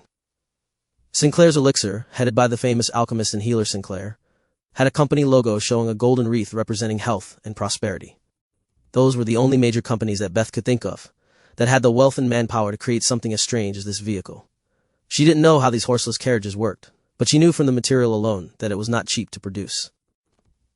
However, when she looked at the symbol by the side of this car, her memory came up blank. It had a simple R on the side of its door. It was elegant, but not gaudy or flashy like most companies like to have. I don't know who owns these, Beth admitted, but I do know that they weren't present during the age of the Golden Road, and they are certainly not from the Queen's region. If what she said was true, then there was only one possibility that they could think of. Are they from overseas? One elder asked. Beth could neither confirm nor deny their guess, but judging from the alien horseless carriages, it seemed to be the only possibility. The rest of the elders and seniors regarded the automobiles with curious but cautious attitudes, which was completely opposite to the kids who were simply happy-go-lucky in their approach to the vehicles. Hello? Is anyone there? Are you here to help us? They were crowding the camper van automobile before the door finally opened with a resounding click that surprised the children. They all slowly backed away from the door, letting its inhabitants finally show themselves to everyone. Ah, we're finally here. Where's boss? Jaku said as he stretched his body. Ever since Michael disappeared on them, they traveled through the roads non-stop in an attempt to catch up to him, which meant no breaks in between travel. Where are we? Is this Orcus Town? Shayna asked as she surveyed her surroundings. She wasn't expecting it to look so destroyed. There's people looking at us, Umisu muttered, shyly walking to Yaku and hiding behind him. The kids looked at the Dragonborns with wide eyes, amazed at their cool scales and curved horns at the top of their heads. They had never seen such cool-looking demi-humans before. Whoa, that's really badass. Mister, what are you? One of the kids approached the red-scaled Zion and looked up at him in admiration. Oh, me? I'm a mighty Dragonborn, Zion said, flexing his muscles and performing a few jabs for the kids, which they seemed to love, as they cheered for every punch he released in the air. Meanwhile, Beth and the rest of the seniors looked on at the Dragonborns and realized their similarity to the famous draconian race, especially with their scaled bodies and the draconic frills on their heads. They could only come to one conclusion. They came from overseas. Chapter 155, Reborn Company Representative. Orcus Town used to be a place frequented by mermen and draconians alike, because of the Golden Road trade, so Beth and some of the elderly people in town recognized the presence of dragon blood in these strangers. With just one look, they knew that the Dragonborns were overflowing with magic and talent, which was indicative of their draconic lineage. Excuse me, mighty beings, Beth said, respectfully approaching the Dragonborns. Can we have the honor of knowing your name? Among the Dragonborns, the only one who could answer her question was Shayna. Yaku was bored, stretching his body. Umisu was too scared to talk to anybody. And Zion was busy showing off his skills to his fellow children. We represent the Reborn Company, she answered proudly. Beth and the rest of the elderly looked at each other, realizing that they had never heard of this company before. We are honored that you have chosen to land in our town, but I am afraid that we do not have the resources to properly welcome a party of your lineage. We hate to make your years-long voyage in vain, but our town isn't doing well at all. The rest of the locals in Orcus Town bowed their heads towards the Dragonborns, apologizing for their inadequacy. Welcoming an envoy from the draconian race needed a week-long feast of sheep and cows at the very least. It was nothing. Just a few days at most, Yaku said, casually leaning against the automobile. Beth tilted her head. Just a few days? Forgive me for asking, but did you not come from overseas? The Dragonborn shook their heads. Shayna then pointed behind them, towards the flat plains just beside the tall mountain regions splitting the continent. We came from the King's region, Shayna answered. This made the locals even more confused. If the Dragonborns came from the King's region, then the only place they could have traveled through was the Dwarven Kingdom. But it was common knowledge that the Dwarven Kingdom refused any business even from the mighty draconian race. Has the Dragon Queen convinced the Dwarven King of an agreement? Beth muttered to herself. Dragon Queen? Zion interjected. Nah, it's our boss that made an agreement with the Dwarven King. Beth couldn't be more confused. A company was able to ally themselves with the Dwarven Kingdom? That would explain the metallic carriages. What is this Reborn Company? Even in the peak of the Golden Road, she had never heard of any Dwarven representative participating in the trade. Even when profits could have surged in the millions of gold coins for the dwarves, they never budged in their closed-door policy. Now, a single company was able to change the minds of those stubborn dwarves. Not the entirety of the dragons nor the elves, just a single company. If the Golden Road was still established, this news would have broken out and been spread all over the Queen's region. It would only take a few days at most before everyone would come knocking at the Reborn Company's doors to inquire about dwarven materials. Damascus steel, for example, would be an extremely hot commodity. Even in the Golden Road, there would be a bidding war whenever it was brought out into the market. The Hephaestus Company was famous for their ability to throw money in the wind just to buy out all the Damascus they could get their hands on. A lot has changed in the market after the Golden Road disappeared, Beth commented. But as we said, our town is not in good shape to welcome your party. Please relay our apologies to the Dragon Queen. Beth, we don't serve the Dragon Queen, Shayna replied quickly. Beth looked at their faces full of draconic influence. If they weren't part of the dragon race, then what were they? I believe I can solve this misunderstanding, a female voice said. Una and her ogre escort Agnes came out of the automobile behind Michael's camper van. Youngest daughter of the Montgomery family, Beth remembered. She remembered when the little girl visited them a few weeks back.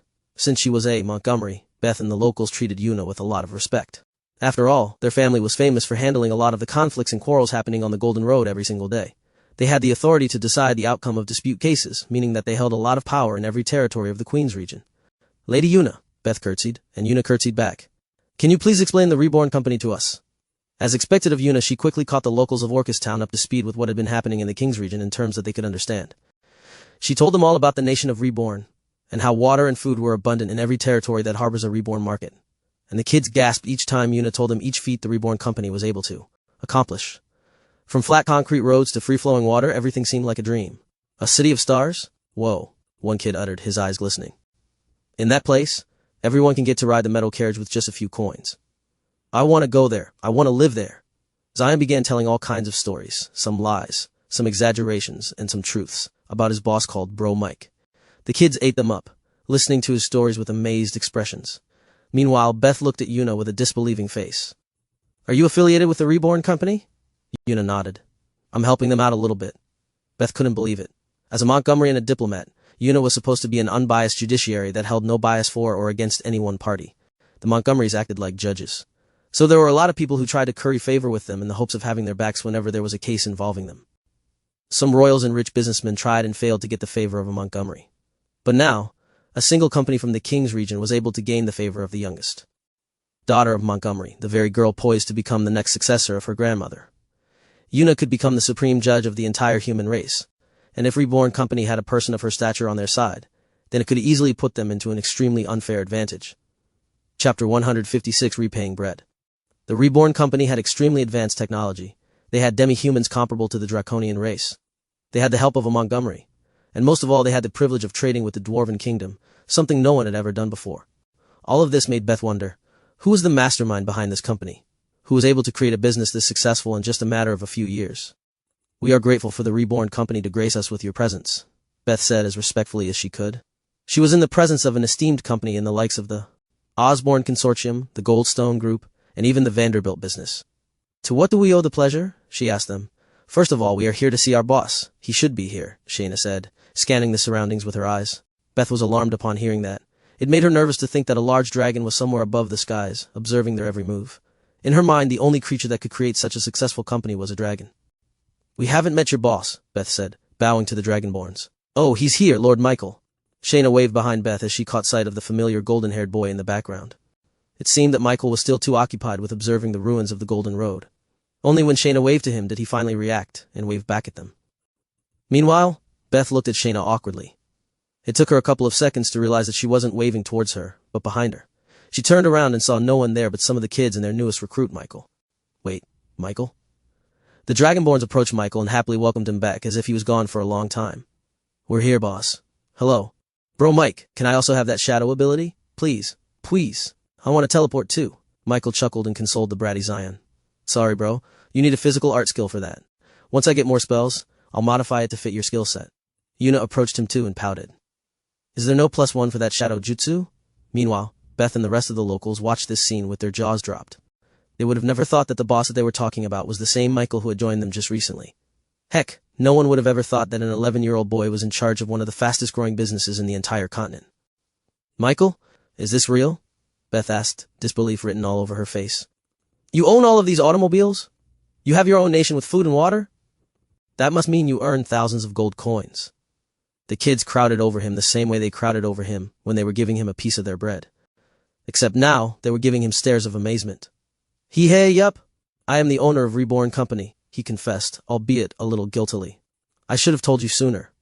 But how is that possible? You're just a kid, Beth exclaimed. The helpless little kid she pitied turned out to be a billionaire.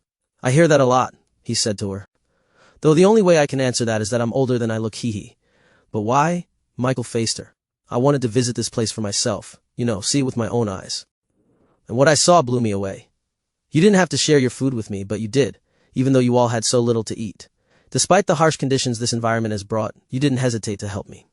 Now, I want to repay the bread you have all given me with a little gift from me. He then turned to Shayna and asked her, did our packages arrive in good condition? The white-scaled, eager Dragonborn nodded her head and presented Michael with the trucks they brought with them.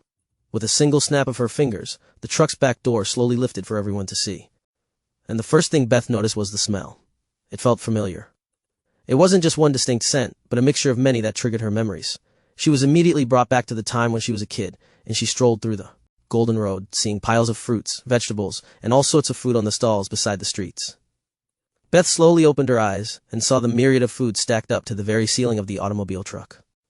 The rest of the children, and even some of the seniors, walked closer to the truck, trying to see if what they were seeing was true. Is that... I smell it! That smells good! Food! Finally food! One truck was full of leafy vegetables, still fresh and moist despite the long travel. The next truck was filled with cases of fruits, both exotic and common with different colors and tastes. And lastly, one of the trucks seemed to be full of meat, which was frozen rock solid in the frosting container of the truck. Meat? Beth cried out. Even she was left flustered upon seeing the presence of food in such large quantities. She could literally swim in the cases of leafy cabbages, spinach, and much more. What is this? She asked Michael. He smiled and shrugged, a signature move. What else? This is my gift to all of you. Eat to your heart's content. There's no hunger and thirst while I'm here, he proclaimed. But none of them moved. It was too good to be true. They were afraid that if they moved, they would somehow wake up from this dream. Michael had enough and got up on the truck and began to throw apples, grapes, oranges, and every kind of fruit toward the starving locals of Orchestown. They caught as much as they could, not wanting any of it to be wasted. For the kids, this would be the first time they would fill their stomachs full. Chapter 157. Chill Guy Helping.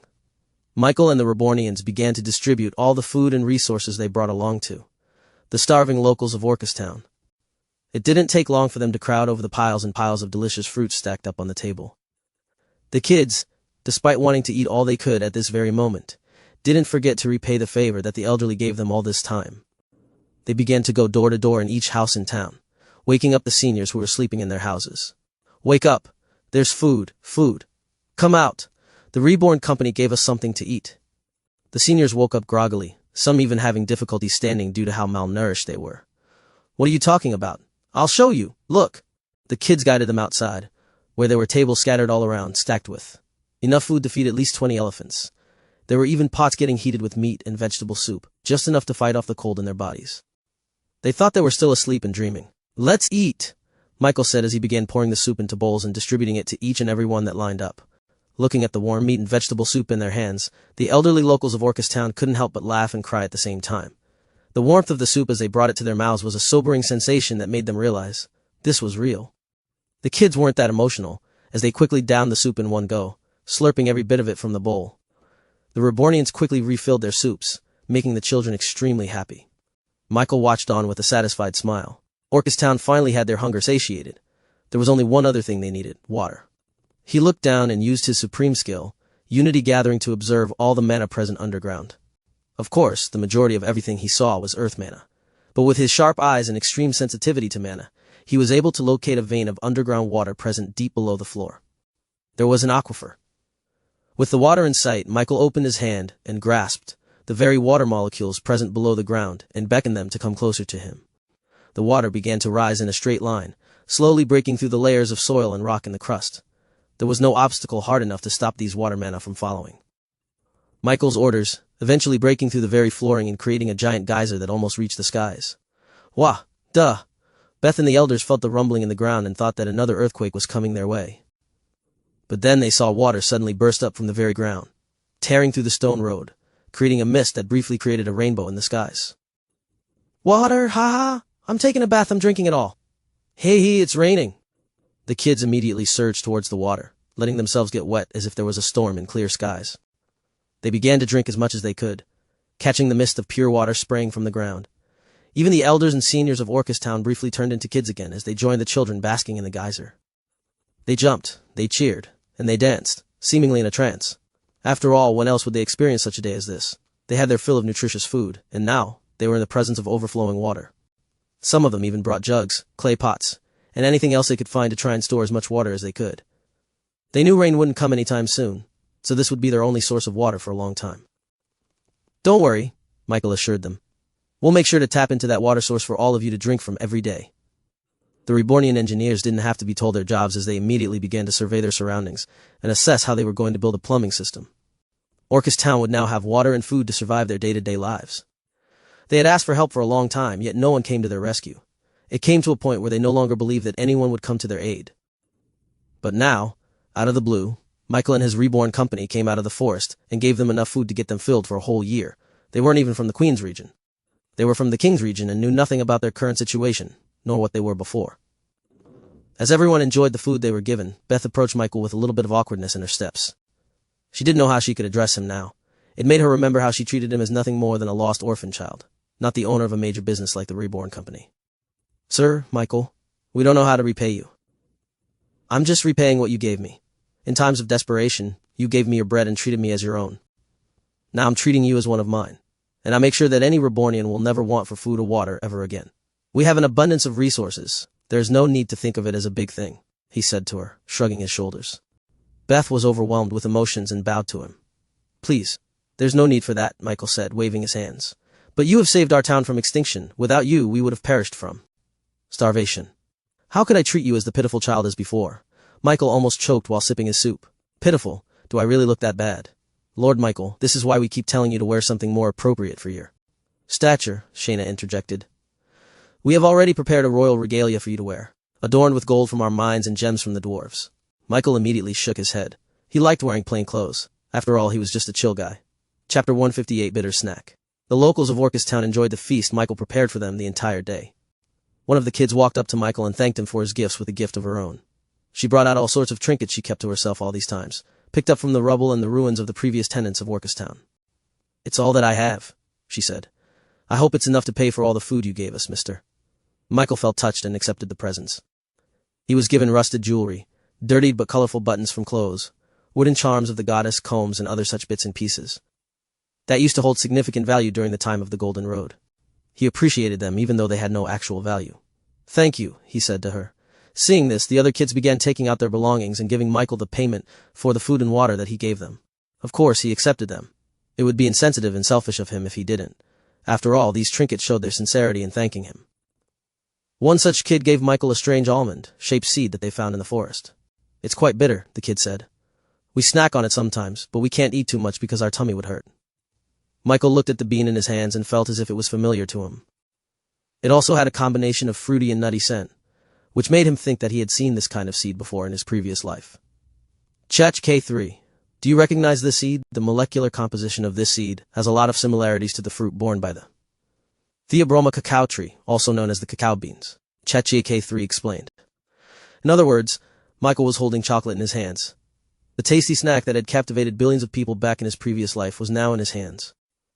In its purest form, no one knew how valuable this seed was. Just like what the kid said, anyone who tried to eat cacao beans raw would only taste something completely bitter, but Michael knew he could turn it into the sweetest thing in this world.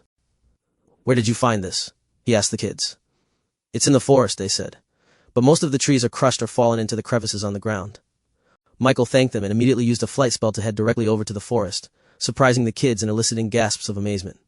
It only took him a few minutes to finally see a bird's-eye view of the entire forestry surrounding Orcustown. And up above, he could see all the large cracks and fissures brought on by the earthquake, with large parts of the entire forest floor subducting under another part and creating a crevice. Most of the trees were uprooted from their very, with some falling deep into the depths of the cracks. Chatch K3. Can you locate more beans like this? Understood. Memorizing elemental mana composition of the cacao-like bean in this world. Complete. I have found a signature that matches that of the cacao bean in your hands, transmitting the location in your brain.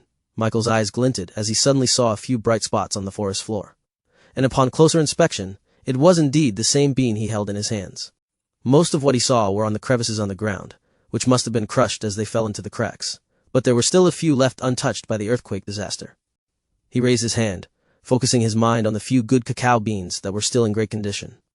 He made sure to exclude those that were already expired or damaged from the natural hazards of the forest floor. He focused on the unique earth mana signature of the cacao beans, and pulled them closer to himself, lifting them from the ground and gathering them in front of him. The white cacao beans floated patiently in a bunch, waiting for Michael to relay his next instructions. Please give me the instructions on how to process cacao beans into chocolate, Chatch K3. His brain felt a familiar sensation, as the information washed over his mind, giving him the intuitive knowledge to turn this bitter cacao bean into another business opportunity that had the potential to spread all over the world. It was completely unfortunate that the trees for the cacao trees were completely devastated due to the earthquakes, or else it could have been a good start for his would-be chocolate business.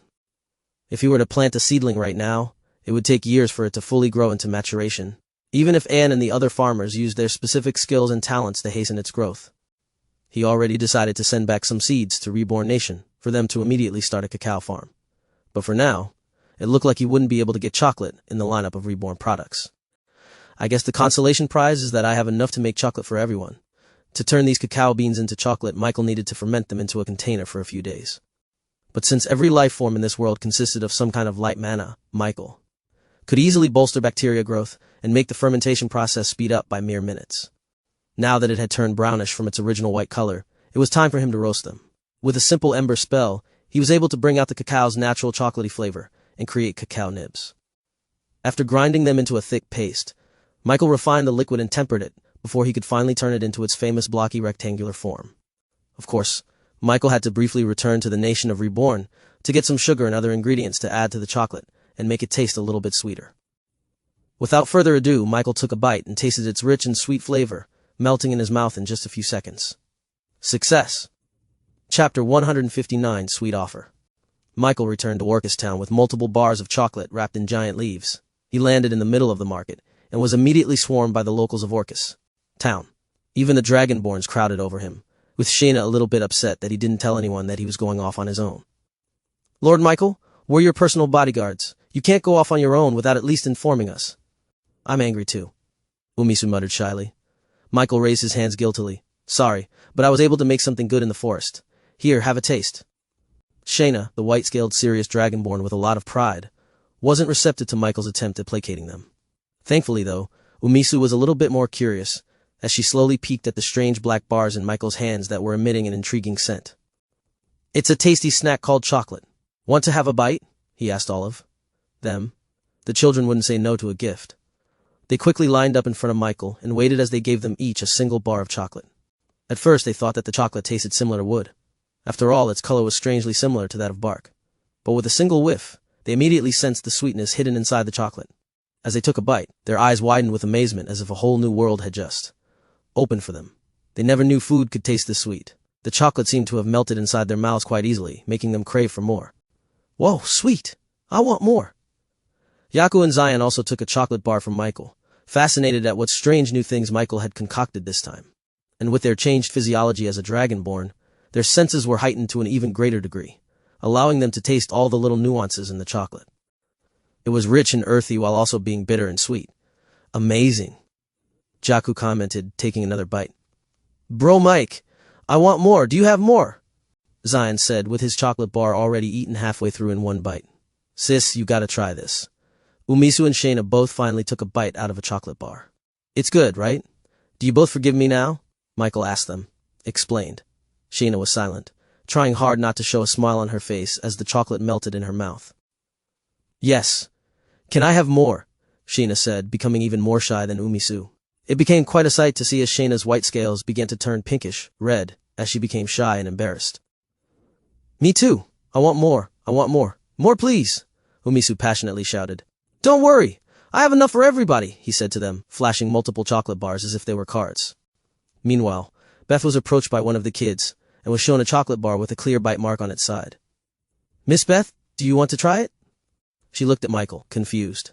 He didn't explain anything and simply offered her a chocolate bar of her own.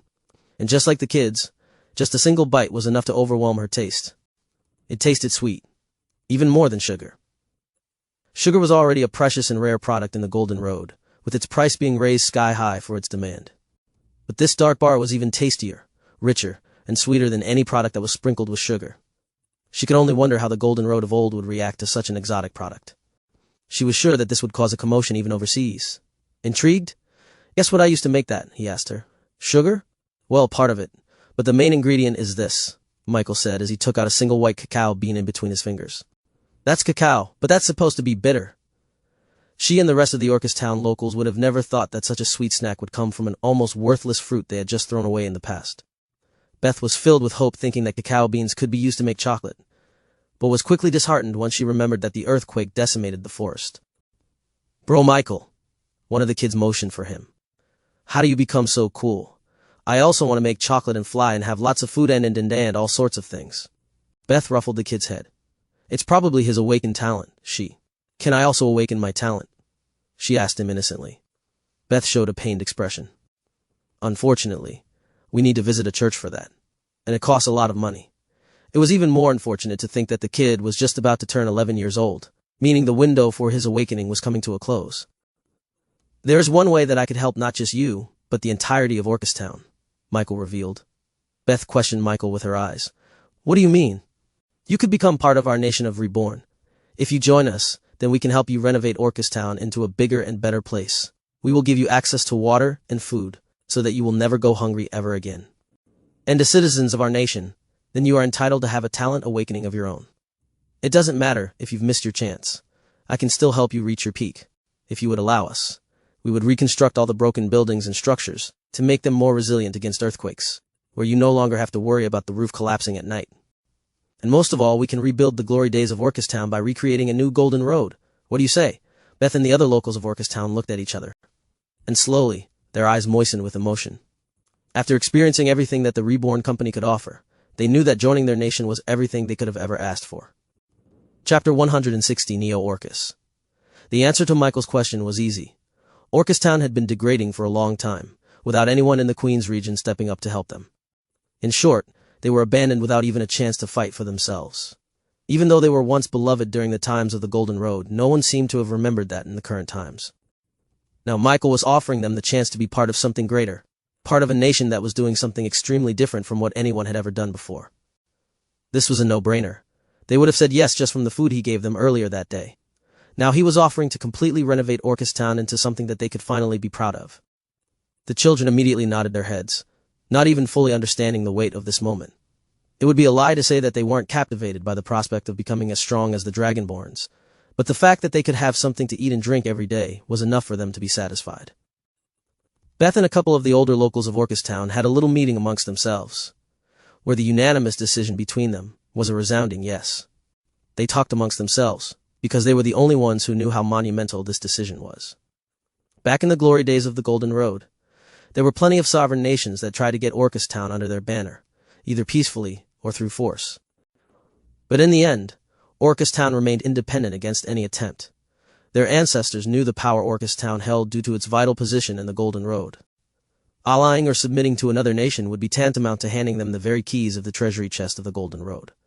Back then, everyone knew the importance of Orcustown and tried to ensure that it would remain a neutral territory. Cher Montgomery, Yuna's grandmother, made sure of that.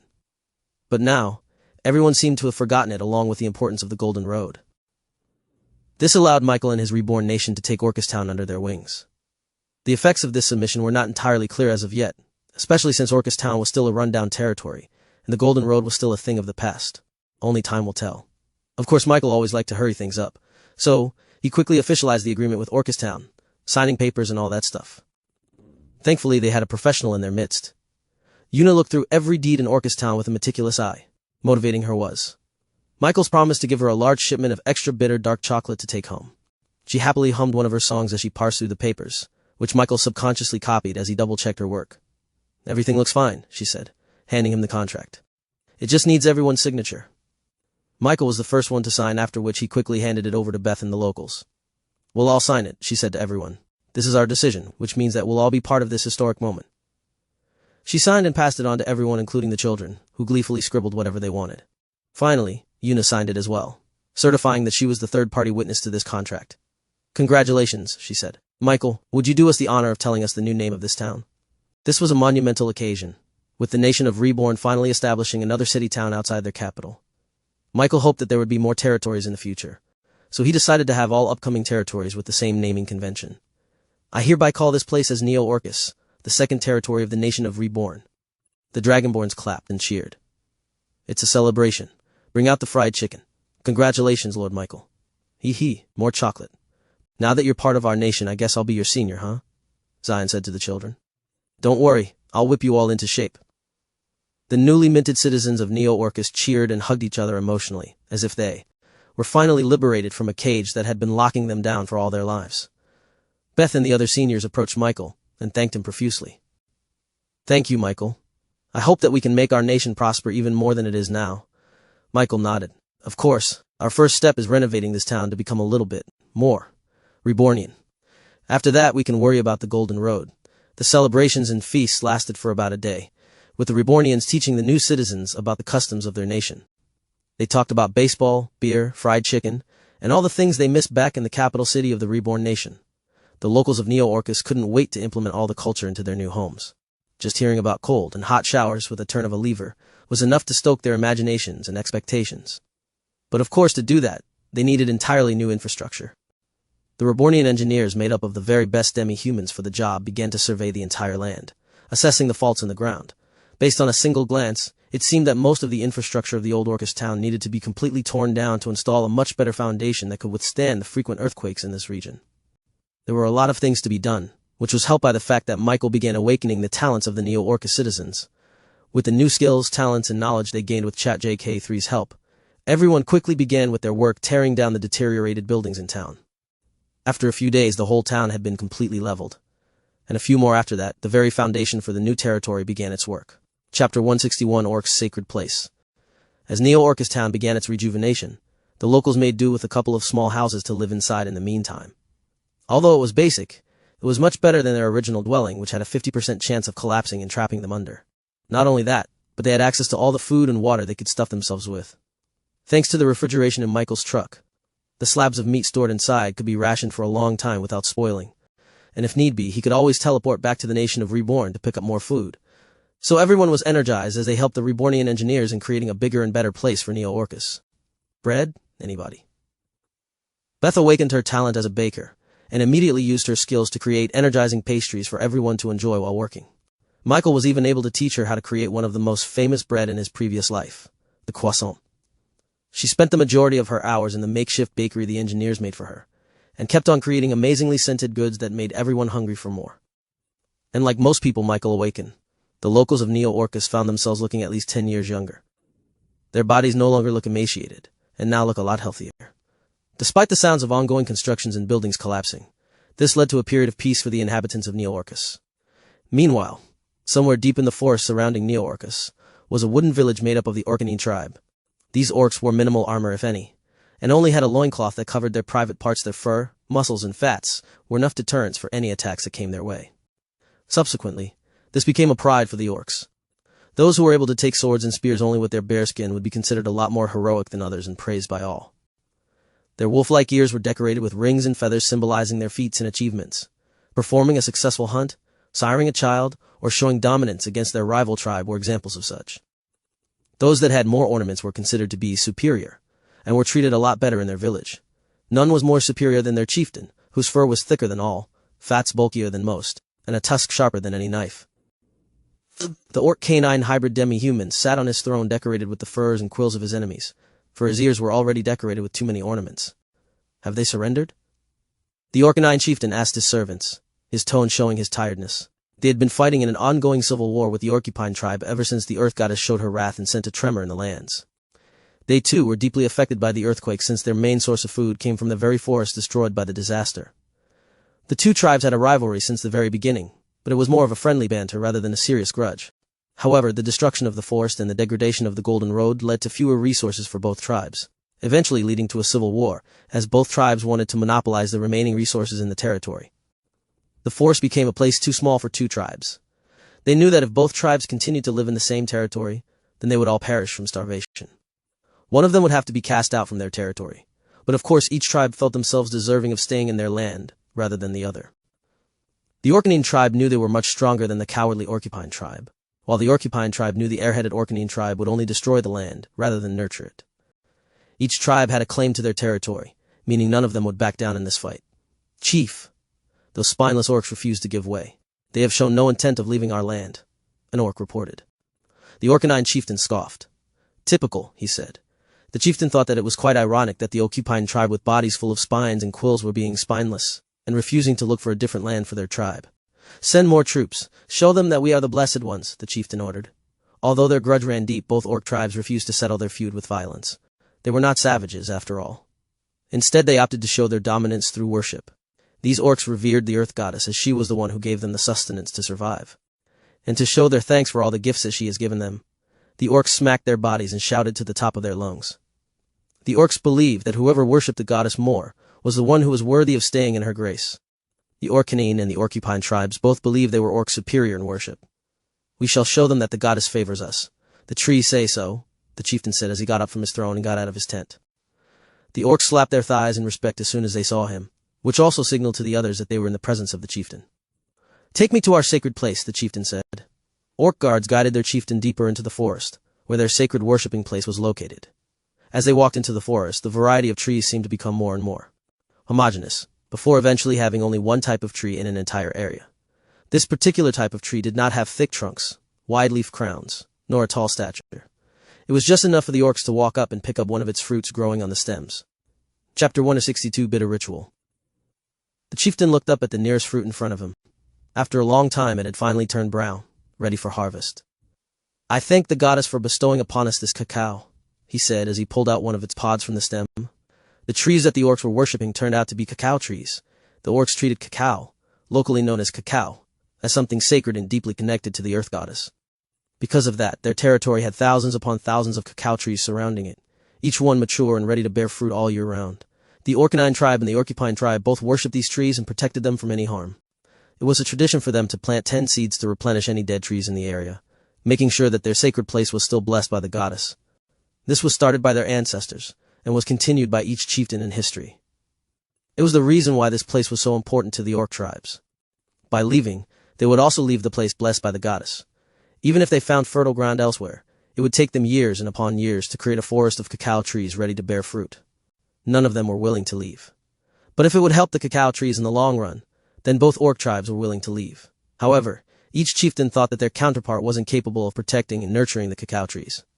The Orcanine tribe excelled in strength and power, especially since their species was a hybrid of orcs and wolves. However, their defensive capabilities were something left to be desired.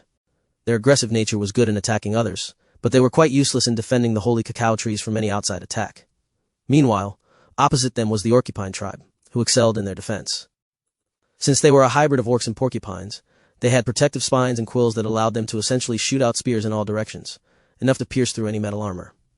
They were great in defense, but they had little to no attacking capabilities.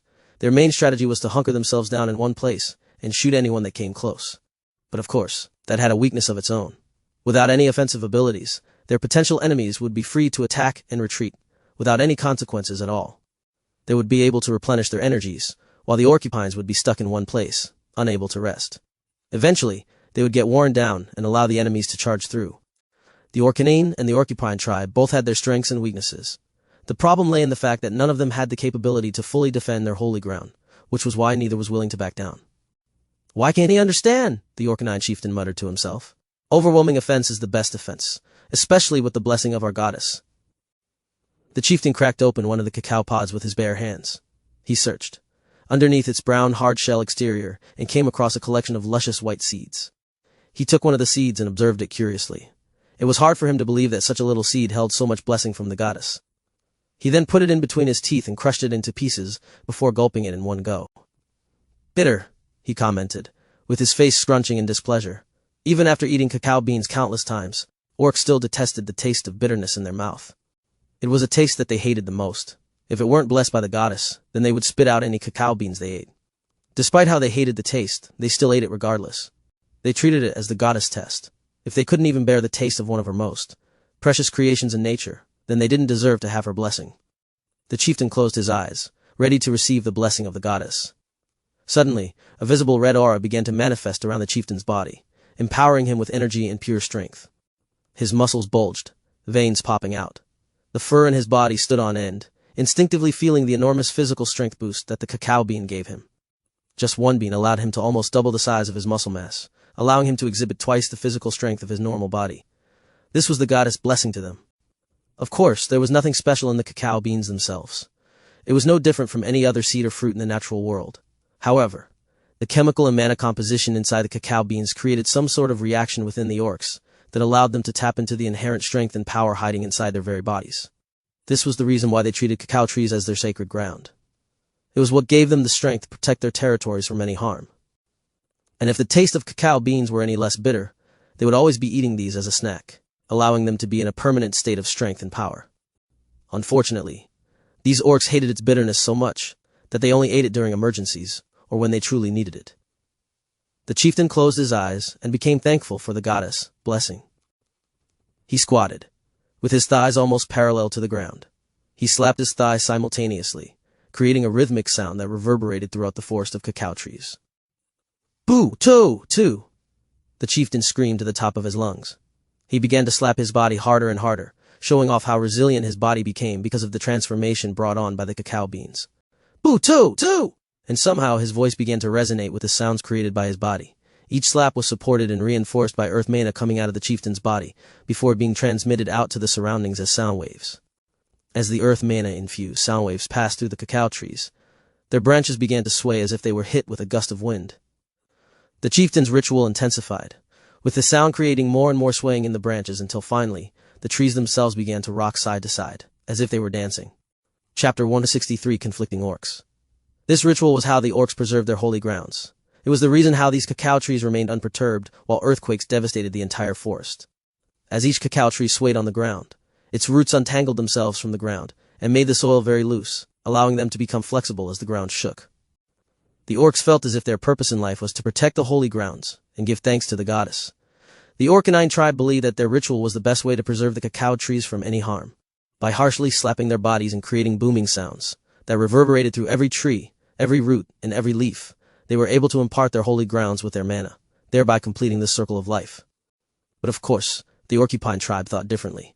Their ritual was completely different from theirs, choosing instead to strum the quills and spines on their bodies to create a sharp and rhythmic melody that imparted vibration to the trees. The Orcanine chieftain disliked this. After all, the vibrations brought on by the Orcupine tribe's ritual were too rough on the trees, making the trees shed too many leaves.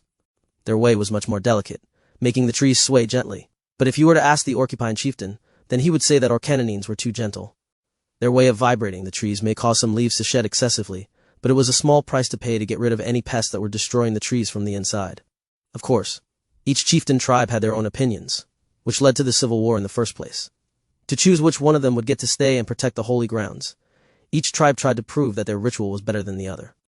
This resulted in a standoff, with the Orcanine tribe on one side and the Orcupine tribe on the other, shouting and performing their rituals to try and overwhelm the other. It came to a point where their shouting competition became too much of a nuisance to those surrounding them, making birds fly outwards in search of somewhere quieter. This was still ongoing even now, and even the Orcanine chieftain was feeling its effects on their holy grounds. The cacao trees, which had been gently rocking back and forth to his ritual dance, suddenly stopped in place and began to vibrate. As it did so, leaves began to gently fall towards the chieftain's face, making his already angry face even more furious. There was only one person whose shouting could reach deep even through this territory. It was none other than the chieftain of the Orcupine tribe. "Ra-ta-ta-ta," a voice echoed. "You've gotten impatient, huh, brother?" The chieftain looked far into the forest, towards where the shrill noise of his rival was coming from. He had been so gentle with these trees, nurturing them from seedling to maturity, only for the cowardly Orcupine tribe to shake them vigorously without thought. Unbelievable. The Orcanine chieftain believed that these trees were sacred, and should thus be treated as such. Yet clearly, the Orcupine chieftain thought differently. "It is clear that we must be the only ones to protect our sacred trees. We shall show you our worthiness." He began to channel his inner strength, the very power given to him by the cacao beans. As he slapped his muscular thighs, a visible sound wave made out of concentrated earth mana resounded out into the forest. The two sound waves clashed in the air, with the Orcanine chieftain canceling the effects of his rival and taking back control of the cacao trees in his territory. They once again swayed gently in the wind. But of course he wasn't done. The Orcupine chieftain tried to assert dominance on his territory. He wasn't going to take that lightly. It was now time for a counterattack. The Orcanine chief slapped his body even harder than before, shouting, "Boo, too," to transmit his ritual deep into his rival's territory. And somewhere on the other side of the forest, the Orcupine chieftain felt the cacao trees in his vicinity slowly sway in the wind, ceasing their vibration. "My brethren," he shouted to his fellow Orcupine orcs, "those foolish meatheads will not prevail in this war. We shall show them that our quills reign supreme." They began their counter-assault, strumming the spines on their body to fight off against the barbaric booming sounds of their rivals. This led to an escalation of the war, with both orc tribes shouting harder than ever to try and outbid the other. Their rituals resounded throughout the entire forest, as well as the neighboring territories beside it, including Neo-Orcus. Michael was watching the Rebornian engineers pour concrete into the pillars that would serve as the foundation for the structures, when all of a sudden, he felt a disturbance in the air. He looked around and saw two different earth mana signatures coming from the forest, clashing against each other and creating a furious storm of mana that was heading in their very direction. Since these were merely sound waves imbued with a little bit of mana, it wasn't dangerous or anything, but it was quite loud. The locals of Neo-Orca suddenly heard a high-pitched and a low-pitched sound grating on their ears. They covered their ears quickly and ducked down. This was not the first time that they heard this annoying sound that came from the forest. Although harmless, the sound would usually last a day or more, making their lives extremely miserable after hearing nothing but that screech in their ears. Beth covered the ears of one of the kids right next to her, choosing instead to help him instead of herself. She was going to endure the sound, but then... silence. She looked around and saw a prismatic bubble wrapped around her body, completely muting her ears from the outside world. Beth wasn't the only one. Everyone around her was protected by this all-encompassing shield. This was none other than their inherent skill lesser unity defense they gained after Michael awakened their talent. "What's that sound?" Michael asked as he approached Beth. Chapter 164, Trying to Meet with Orcs. That's the orcs, she said gravely. Yuna and her ogre battle-mate Agnes both approached Michael. I've heard the orcs shout send reverberation to an entire battlefield. I realize now how loud it is. Even though Yuna and Agnes had no prismatic shield to protect them, they didn't seem to be too much affected by the deafening echoes of concentrated earth mana. Instead, Michael could see a concentration of fire mana gathering at the ears, essentially neutralizing the earth mana from the sound waves. What fascinated Michael was the fact that they didn't cast any spell to do that. It was a natural reaction from their bodies, the way a muscle tenses when hit by something hard. I guess that's one of the perks of training your body for physical arts, Michael thought to himself. After being distracted a little bit, Michael shook his head and concentrated on the problem at hand. Have the orcs always been like this? He asked Beth. She nodded, remembering the sleepless nights they endured while the sounds of the orcs' shouts echoed through the forest. That was one of the reasons why most of the inhabitants of the old Orcus town left to settle in a different area. They couldn't stand the noise. Why? Michael asked, which Beth had no answer for. They never bothered to find out because it would do them no good at all. They had no power to change things. Thankfully, Yuna held a lot of knowledge about orcs brought about by her training as a diplomat. I've heard that the orcs tend to turn on each other in harsh times. The two different clashing shouts are evidence of that. My guess is that the two orcs are battling it out for possession of the last resources in the forest, she explained. Michael looked to the horizon towards the orc territory. They were affected by the earthquake too, he muttered. Yuna nodded. Yes, but the degradation of the Golden Road was what truly led the orcs to fall in hard times. According to the history books I read, these orcs used to find employment in the Golden Road as bodyguards for hire. They protected merchants and envoys in their journey, scaring off any unwanted troubles. That was how they earned enough money to buy food and resources to keep their hunger in check. And you know orcs, they need a lot of sustenance to survive, mostly meat. And with the loss of the Golden Road, lost their source of income. My guess is that they then resorted to hunting in the forest for food. But with the earthquakes destroying and disturbing the ecosystem, they must have had trouble feeding both tribes. Michael appreciated Yuna's insight into the whole situation. We can certainly help them, Michael said. Is there any way that I can meet with the orcs? You want to recruit them? Yuna guessed. Yup. With our help, they don't need to fight it out with each other any longer. They could become part of the nation of Reborn and have all the food they could ever want. We still have a lot of meat in the fridge ready to give out. Neo-Orcus wouldn't be the paradise he was hoping for if there were suffering orcs just beside them. Not only that, but with their previous jobs as bodyguards and escorts, Michael felt that the orcs could serve as good protectors of Neo-Orcus. Although he was planning on sending a few Rebornian security centaurs here in the future, it would be good if they had their own security to begin with. There is a way to meet with them. And that is through meat, literally, Yuna said. I remember about that too, Beth interjected. She could recall hearing about this method when she was younger, when she was surrounded by merchants and peddlers. It's through giving the orcs a slab of meat with a flag staked through it, right? That's right, Yuna nodded. Orcs are quite intimidating, so people would ask for the services of the orcs by gifting them a piece of meat with a flag on it. The orcs would know to return to that place tomorrow morning to meet with their potential employer. Michael nodded, already planning in his mind. Thanks for telling me, he said to Yuna. Without you, I would have had to rely on Fudge's investigative skills. And you know Fudge. His opinion could be quite skewed to fit his ninja view of the world, he joked. The adorable but edgy slime popped out of Michael's shadow in protest. Master, I always give you an unbiased opinion. Really? Why didn't you tell me that you met Yuna? Michael asked, staring at the guilty Fudge. That's beside the point. Michael continued staring at the slime until finally, Miss Yuna, Master is bullying me. The supposed nonchalant ninja slime hopped on over to Yuna's arms like a kid crying to his mom after being made fun of in the playground.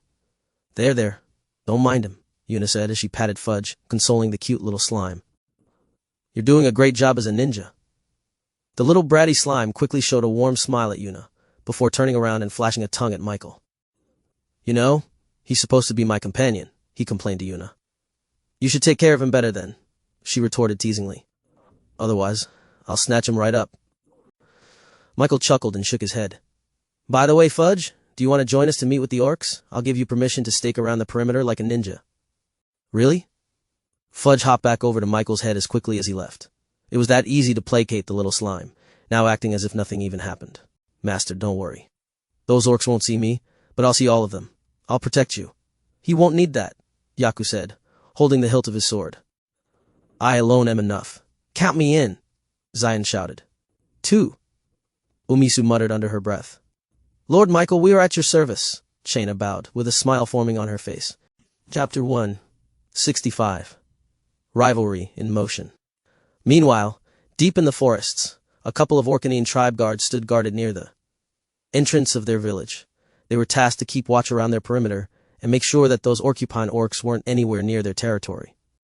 The two guards were busy having a great time slapping each other around as a sport, when all of a sudden their noses perked up. There was a scent in the air, a scent they hadn't smelled in quite a long time. It was meat. It had been a few seasons ago since they caught a whiff of any deer or cows in the forest. The earthquakes caused a wide-scale migration from the forest, leading to a decrease in resources for the orcs whose main diet came from red meat. Yet now, they were smelling blood in the air. Fresh blood. Fueled by their curiosity and their insatiable hunger for red meat, the two orc guards left their post and followed the scent in the air. It didn't take them long before they finally reached the edge of the forest, where a single slab of red meat was perfectly placed on top of a flat stone altar-like surface, with blood still pooling beside it. As the two orcs moved closer, they saw that a flag had been planted inside the meat, with a single gold letter symbol written on a white canvas. R. It had been years since they saw this kind of offering. The two orc guards knew exactly what this flat meant. Someone was trying to contact them. They would have never thought that years after the dissolution of the Golden Road, someone would be contacting them again for their services. Even though it was weird, they knew that this was a chance for their tribe to earn resources that could help their tribe tremendously. They took the slab of meat and quickly returned to their tribe, alerting the rest of the Orcanine orcs as the smell of blood and meat emanated in everyone's nose as soon as they entered. Boo! Two! They screamed in excitement. It had been so long since they were graced with the presence of meat. And this excitement boiled over to more and more orcs, each one slapping their thighs and chests the same way they worshipped the cacao trees. It didn't take long before the Orcanine chieftain finally took notice of what was happening. He got out of his quarters and approached the two orc guards, who presented him with the meat and the flag planted inside it. Unfamiliar company? The chieftain muttered to himself. This flag emblem wasn't anything he remembered back in the glory days of the Golden Road. How long ago did you find this? The chieftain asked. Just a few slaps ago, chief, they answered. You have done a good job, the chieftain said. Not only did you bring this to my attention as soon as possible, you also prevented our rivals from hearing about such an opportunity. Good, he said. The Orcanines prided themselves in their sense of smells, which came from their half-wolf side. It would have taken the Orcupine tribe the whole day before they found the meat flag. But because of the fast action of his guards, the Orcupine would have no opportunity to learn about this business deal. If they played this right, they could monopolize all the rewards for this mission, giving them enough resources to finally tip the scales in their favor. This was the chance he was waiting for to finally exile those Orcupines. He then turned to his other attendants. Prepare our very best negotiator to meet with the merchant tomorrow morning. Make sure that you show no sign of this happening to those Orcupines. The rest of the orcs shouted in excitement, agreeing with their chief's orders. The prospect of finally eating meat gave them such a rush that they ended up performing their rituals till nighttime. Boo! Two! The next morning, a group of 4 Orcanine orcs set out to the edges of the forest, towards where they found the meat in the first place. Their excitement was palpable, with their ears perked up and their tails wagging side to side. But as they got closer and closer to the place, a mix of scents assaulted their noses. There were a couple of humans in the mix, with a bunch of other unknown species that they had never met before. But that wasn't what displeased them. It was the fact that they smelled the scent of those extremely familiar to them. As they finally reached the meeting place, their fears were finally confirmed. The Orcupine tribe was also in the meeting place. They too sent an envoy of 4 orcs to negotiate with the humans waiting on the other side of the forest. As soon as the 2 orc tribes caught sight of each other, their fury and anger flared up like a volcano, almost resulting in them facing off in another shouting match. But their chieftain's words resounded in their heads and kept them cool. Their hatred for the Orcupine tribe had to wait. Right now, their main objective was to meet with their potential employers and vie for their favor. The 2 orc tribes approached Michael's group while eyeing each other carefully. We, the Orcanine tribe, meet with the human merchant. We offer you our unstoppable strength, they shouted in pride, looking over at their rival in provocation. We are the Orcupine tribe, and unlike these meatheads, we will offer you unyielding protection. There is no better defense than us, they retorted back, flaring their quills and spines at their rivals. Meathead, you take that back. You are cowards. Cowards? Why you? The 2 orc tribes were already in a screaming match, presenting themselves to Michael in an attempt to curry his favor. They must have forgotten that Michael wasn't an orc like them, and just tried to impress him by slapping their thighs or strumming their quills. It was a weird sight. Chapter 166 Contact with Orcs. Although it was nice to see that the orcs were already receptive to his attempts to make contact with them, he didn't like the fact that the 2 orc tribes were so hostile against each other. He could practically cut the tension with a knife. Don't trust these cowards, human. They do nothing but hunker themselves in one place and present their spikes. The Orcanine guard said. These orcs are so stupid that they don't understand the importance of a good defense. The Orcupines retorted back. Meanwhile, the Dragonborns looked at the orcs and couldn't understand their hatred for one another. For them, family was everything. Why don't they just work together? Zion asked innocently. That's just the way of orcs. They're quite passionate, Yuna said. Michael, who will you choose to hire? I must warn you that choosing one side might anger the other. Both. I can't leave one to fend for themselves, Michael replied. After observing these two orcs with his own eyes, ChatJK3 was able to give him a little bit more information about them. Orcanine orcs. Half-orc, half-canine hybrid. Type, demi-human. Difficulty, element earth fire. These orcs. Orcupine orcs. Half-orc, half-porcupine hybrid. Type, demi-human. Difficulty, element earth water. What do you think about these orcs? Michael asked ChatJK3. These orcs are extremely good at one thing, but bad at another. They would serve as a good addition to the nation if they worked together. It would be an extreme waste if Michael allied with only one tribe. He could see the Orcanines and the Orcupines working together to safeguard Neo-Orcus, and subsequently, the Golden Road as well. He needed to find a way to reconcile these two orc tribes, or else it would get harder for him to execute his plans. It would be an extremely unpopular destination spot for anyone, if there was incessant shouting coming from the forest every single day. Even he wouldn't want to live in Neo-Orcus town if that happened. The best way that he thought of to make these two tribes see eye to eye was to solve the problem they were having in the first place. According to Yuna, their reason for their civil war was probably a lack of resources. So, the solution was easy. Give them food. Orcs. Listen to me, Michael said, embedding his voice with earth mana similar to the orcs' way of performing their rituals. Except, his way was much more refined, with earth mana condensed into the very air molecules that transmitted the sound. This elicited a strong reaction from the orcs, feeling as if their very soul was shaken by Michael's voice. The orcs immediately shut up and stood straight, looking at Michael with reverence and a little bit of fear in their eyes. It felt like they were in the presence of none other than their chieftains. Michael's booming voice activated a built-in instinct within the orcs, treating Michael as if his words had authority. After all, in their culture, those who could make their voice boom would be able to protect their holy grounds better, and therefore connect better with the earth goddess herself. That was the whole reason why the two tribes were trying to settle their grudge through a competition of rituals. For a second, the two groups stopped fighting and looked at Michael, and did exactly as he said. They listened. We are willing to provide you food and water for as long as your two tribes stop your civil war. It's too noisy, Michael said. You don't have to fight for resources. We can give meat. Michael gave a signal over to Jakku and Zion, who quickly picked up a huge wooden crate and dropped it right in front of the orcs. Just from the scent alone, the orcs knew it was meat. Red meat. The Dragonborns opened the crate, letting the orcs see the goods they could receive every week if they agreed with Michael's proposition. The Orcanine looked at the fresh meat in front of their eyes and almost salivated at the sight. Human, you can call me Michael. Human Michael, the Orcanine guard said. We are willing to do as you say. We are willing to offer you our might in eradicating anyone that offends you. Of course the Orcupines couldn't stand still and let their rivals take away such a generous patron. Our whole tribe is willing to protect you and your company for life, they promised. Both tribes realized the importance of being in Michael's favor, so the orcs did what they were familiar with. They competed against each other. The Orcanines immediately made a counteroffer. No, we. But before the orcs got carried away with their rivalry, Shayna quickly put a stop to it. There's no need for that. Lord Michael has all the protection that he will ever need, she said with a smile, yet her eyes showed a sharpness to it that sent a chill down the orcs' spines. It was only now that they realized the presence of the Dragonborns. Their appearance was already intimidating as it is, but the orcs felt that their connection to the earth goddess was much stronger than theirs. This meant only one thing for the orcs. Don't mess with the human and dragon-like beings accompanying him. I told you there's no need for competition. Your tribes can stop your civil war, or else I'll have to stop it myself, Michael said. The orcs looked apologetic. I'm sorry, human Michael, but our grudge against these Orcupines cannot be solved so easily. That is right, we cannot promise that we will have peace, but we will try. Yuna tapped Michael's shoulder and whispered in his ears. They're just regular orcs, they can't do anything. You need to meet with their chieftains to make any significant headway in your peace plan. Michael nodded, agreeing with Yuna's assessment.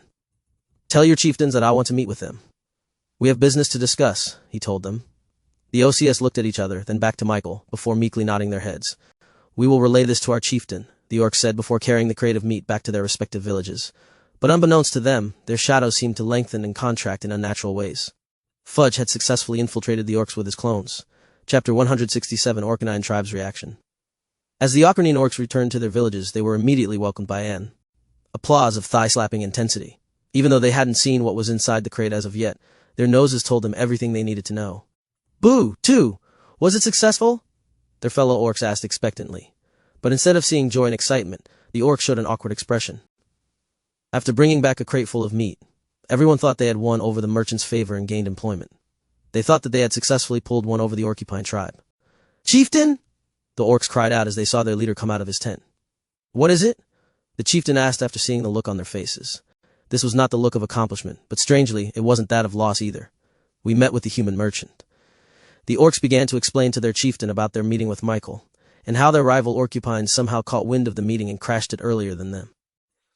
Let me get this straight. The human will give us meat and water for doing nothing. He is asking for peace, the chieftain asked. Yes, the orc answered. They are probably from Orcus Town, the chieftain guessed. It was not hard to guess the reason why the humans were asking for them to stop their civil war. After all, their feud had been affecting the whole forest as of late, especially with the Orcupine chieftain being a lot bolder during his recent rituals. He is asking for nothing else? The chieftain tried to clarify. He is willing to give us precious meat without anything in return. The reason why the chieftain found this hard to believe was because they had scoured every area in the forest and overturned any rock, but they still hadn't found any prey to hunt. He guessed that the humans in Orcus Town wouldn't have been able to as well. This meant that food was a very rare resource, especially red meat. Yet somehow, this Michael human had the capacity to share crates of meat with them for free. And it wasn't just them. Michael was also willing to offer the same resource to the Orcupine tribe. Reborn, the chieftain pondered as he looked at the Reborn company symbol painted on the crate. I've never heard of them before. What does he look like? A human boy with gold hair. He had dragons by his side, the orcs reported the four. Dragonborns, with their description being a little bit exaggerated than reality. They seemed to have remembered the Dragonborns being a lot scarier than how they actually were. Yaku became a dangerous warrior with his hands always sitting squarely on the hilt of his sword, ready to cut down anything in his path. Shayna was remembered as a scary white dragon who looked like she could kill someone with a single glare.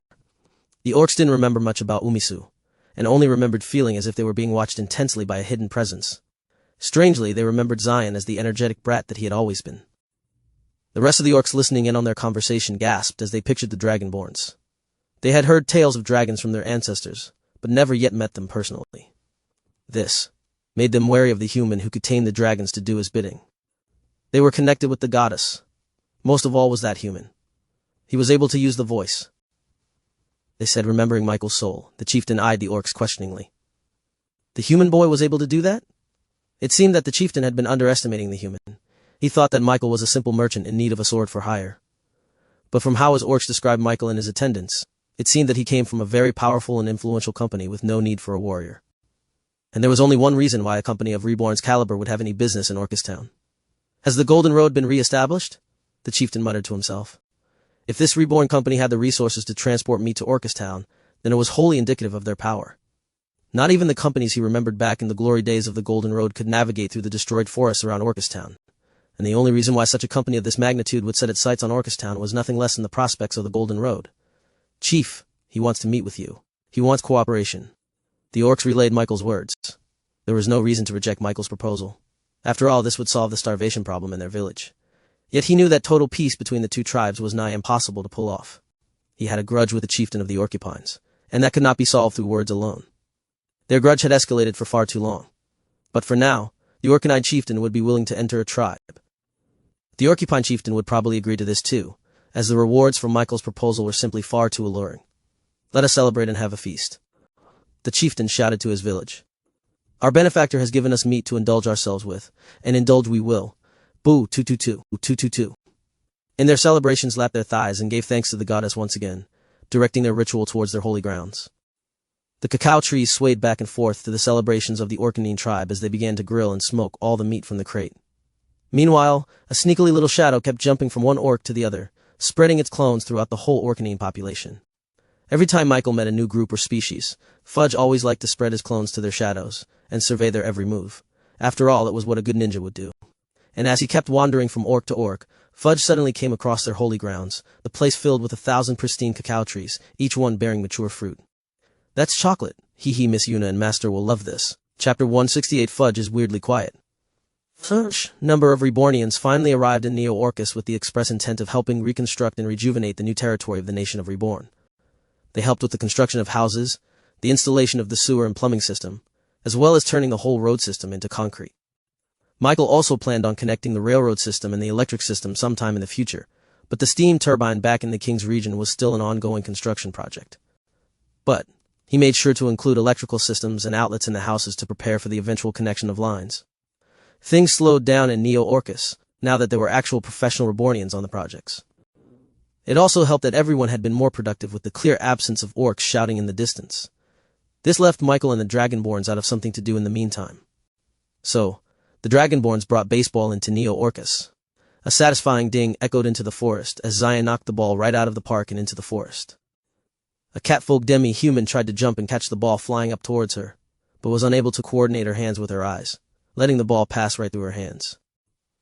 Jaku, Shayna, and Umisu casually rounded out the bases, giving their brother a high five at home plate. "Yeah!" Zion screamed. "Do you see that, little bros?" The little kids watching on the sidelines cheered and shouted at their idol. The children have taken quite a liking to the youngest Dragonborn because he acted like one himself. "That chocolate's mine," Zion declared. "I'm sorry, Sir Zion, but my mistress wants that for herself," Agnes said as she readied herself to bat in the next inning. With a limited supply of cacao in the forests, Michael could only create a few bars of chocolate for everyone to enjoy. And since they had free time anyway, the Dragonborns mostly. Zion suggested that they played baseball to determine which team would get the chocolates. It was Yuna and her demi-human escorts versus the Dragonborns and the Rebornians. Yuna already knew how to play baseball. Michael even remembered her going on a variety show to play a couple of games. With her and Agnes' talents in physical arts, they were able to quickly pick up the proper skills to go against the Dragonborns. It was as easy as slicing a head, Agnes even said. There were also a couple of Neo-Orcus locals who came to watch, and they too were intrigued with the game of baseball. Unfortunately, Michael wasn't allowed to join in their game. Something about it being too unfair, something which was kind of true. After all, he didn't even have to hit the ball if he wanted to score a home run. He ended up enjoying the game on the sidelines, which was nice in and of itself. "Fudge, are you there?" Michael talked to the shadow beneath his feet. There was no answer. Usually, the cute little slime would be the first one to compete for a chance to have the last remaining chocolate bars, but he was strangely quiet recently. He wasn't even pestering Yuna for pets or anything. All of this started after they met with the orcs, which Michael found a bit suspicious. Where the hell is that slime? Meanwhile, the Orcanine chieftain visited the holy grounds once again to give his thanks to the goddess. Just as the Reborn company promised, they were given a shipment of red meat and other fresh resources in exchange for the temporary truce between the two tribes. There were still a few instances where the two tribes would encounter each other in the forest, but it would only end in little spats and wouldn't escalate into a full-blown shouting match like before. This led the tribe to become noticeably a lot happier. The lack of competition against the other tribes meant that they could focus on their own family and build more descendants. It would be ideal if this situation continued in the future, which was why their upcoming meeting with the owner of the Reborn company was a very important time for both tribes. The Orcanine chieftain wanted to communicate with the goddess and ask her for her guidance in the meeting. After all, the chieftain believed that it was her who pushed the Reborn company and their tribe to meet with each other, leading to this win-win conclusion for both parties. But unbeknownst to the Orcanine chieftain, there was a mischievous little shadow beneath his feet who was watching everything he was doing. So many cacao trees, so many chocolates, Fudge thought to himself. He had also infiltrated the Orcupine tribe and its chieftain, and confirmed that they too were in possession of hundreds of viable cacao trees ready for the picking. Should I tell Master about this? Fudge was just about to return to Michael's side, when he suddenly had an idea. What if I help Master? What if I'm the one who helps Master get all the cacao seeds he needs to make mountains of chocolate? Maybe he'll give me a lot. A vision of him swimming in a sea of chocolate bars flashed in Fudge's mind, eating all the chocolate that could fit in his mouth and getting tons of compliments from his masters. "I'll give you thousands of pets," Yuna would say. "You're the best ninja," his master would say. With this idea in mind, the mischievous ninja slime moved out of the shadows and inhabited one of the trees in front of the chieftain. Hiss! The chieftain was startled, as he suddenly felt the presence of something unknown in their sacred lands. "Who's there?" he asked carefully. Out of the corner of his eyes, he suddenly saw something slithering across a branch. It was something thin and scaly. He turned his head and saw a single snake, with red eyes and green scales like that of a dragon, staring back at him. There was only one conclusion the chieftain could come to. "An envoy from the goddess," he proclaimed. Chapter 169, Snake Tempter. The chieftain's ancestors believed that their sacred grounds were sacred for a reason. It was a place that only the goddess could touch. And they, as its protectors, were the only ones granted access to this place. The fact that no one had ever seen a single animal inside their sacred grounds in the entire history of the Orcanine tribe was proof of that. No bird made its nest in the cacao trees, and no squirrels burrowed in the trees. The only living beings in this forest were those who were part of the life cycle of the cacao trees themselves. There weren't supposed to be any snakes in this area. The goddess wouldn't permit it. Therefore, the chieftain could only conclude that this was not a normal snake. Its intelligent red eyes showed consciousness unlike that of a wild animal. The fact that this snake appeared in perfect timing, just as he was about to ask the goddess for her input and guidance, made him think that this was made by divine intervention. It all made sense for the chieftain. He was beginning to think that the Reborn company was an envoy from the earth goddess herself, treating the meat and resources they gave as literal heaven sent. Therefore, the only conclusion he could come to was that this snake was an agent from heaven itself. I bow in the presence of the divine, the chieftain said as he kneeled towards the green snake. Meanwhile, Fudge was relishing the fact that his illusion had gone so smoothly that he didn't even need any effort to convince the orc of anything. Yeah, bow Fudge said smugly, with his snake tongue hissing in happiness. The goddess must have sensed my worries and sent you to alleviate my concerns, am I right? The chieftain asked expectantly. Humu, that is right. Tell this good ninja means snake out your problems. The Orcanine chieftain breathed a sigh of relief and began to spill his thoughts on the upcoming meeting with the human owner of the Reborn company. After all, it was more than probable that the chieftain of the Orcupine tribe would also be present in the meeting, seeing as the Reborn company also made an agreement with them. I am simply worried that my grudge against my old rival will prevail against my better judgment. I want to preserve our good graces with the humans, but I am afraid that I will want to bring up old grudges once I meet with my enemy face to face. The rivalry between the two chieftains was personal and ran deep in their history. Humu, Fudge muttered, nodding his snake head. I think that competition and rivalry are healthy and needed. The chieftain looked up at the snake. Is that so? Yes. Absolutely. You need to compete against the Orcupine tribe to see which one of you is the best at showing your love for the Reborn company. Channeling my hate for my rival into gifts, the chieftain muttered, his eyes flickering as he thought of many scenarios. In your meeting with the awesome leader of the Reborn company and the good ninja by his side, you should try your best to be friends with them. That way, you can be sure that your tribe will be blessed rather than your rivals. The chieftain's eyes widened, as if he had just realized something. You're right. If the Earth Goddess had planned for our tribe and the Reborn company to meet, then it must mean that whoever gains their support will also be blessed by the goddess. But he remembered that their tribe had nothing to offer. We have no gifts to give except our service, the chieftain said. Fudge's eyes glimmered. Well, you do have something. This? The snake slithered up towards one of the trees and wrapped its tail towards one of the mature cacao fruits hanging on the branch. A doubtful look passed on the chieftain's face. I do not think humans would appreciate cacao. You can give them chocolate beans. Chocolate? Cacao beans. Fudge quickly corrected himself. Beans. They serve no effect for them other than bitterness. Don't worry about that, Fudge assured. Just make sure to stock a lot of cacao beans and present them as a gift. The Orcanine chieftain, though a little bit skeptical, was willing to try it out. After all, they had quite an abundance of cacao beans that would only spoil in their warehouses if not used. All right. We shall prove to the goddess that only we deserve her blessings. I thank you for giving me this advantage, the chieftain said, determined to beat the Orcupine tribe using the gift method. Of course. Unknown to the Orcanine chieftain, his very rival was also being visited by a stranger who presented himself as a snake envoy from the Earth Goddess. Cacao beans, you say? Then I shall do as you guide me. If it will help me best my rival, then I will give the Reborn company as much cacao beans as we can give. The Orcupine chieftain said, flaring his quills in excitement. Both chieftains instructed their attendants to harvest as many beans from their sacred ground in preparation. They smiled, thinking that they were the only ones given knowledge from the envoy of the goddess. They didn't know they were getting playing right in the hands of the mischievous slime, who was already imagining himself eating hundreds of chocolate bars by himself, with the Dragonborns looking on enviously at him. Fudge popped up right in front of Michael's shadow and acted like nothing happened. Where did you go? Michael asked. It had been a few days since the usually talkative slime disappeared. Hey, master, I want 100 chocolate bars, okay? Fudge said, giggling and unable to hide his excitement. What are you talking about? Just then, Michael heard a knock on his door. Shayna entered the room and bowed towards Michael.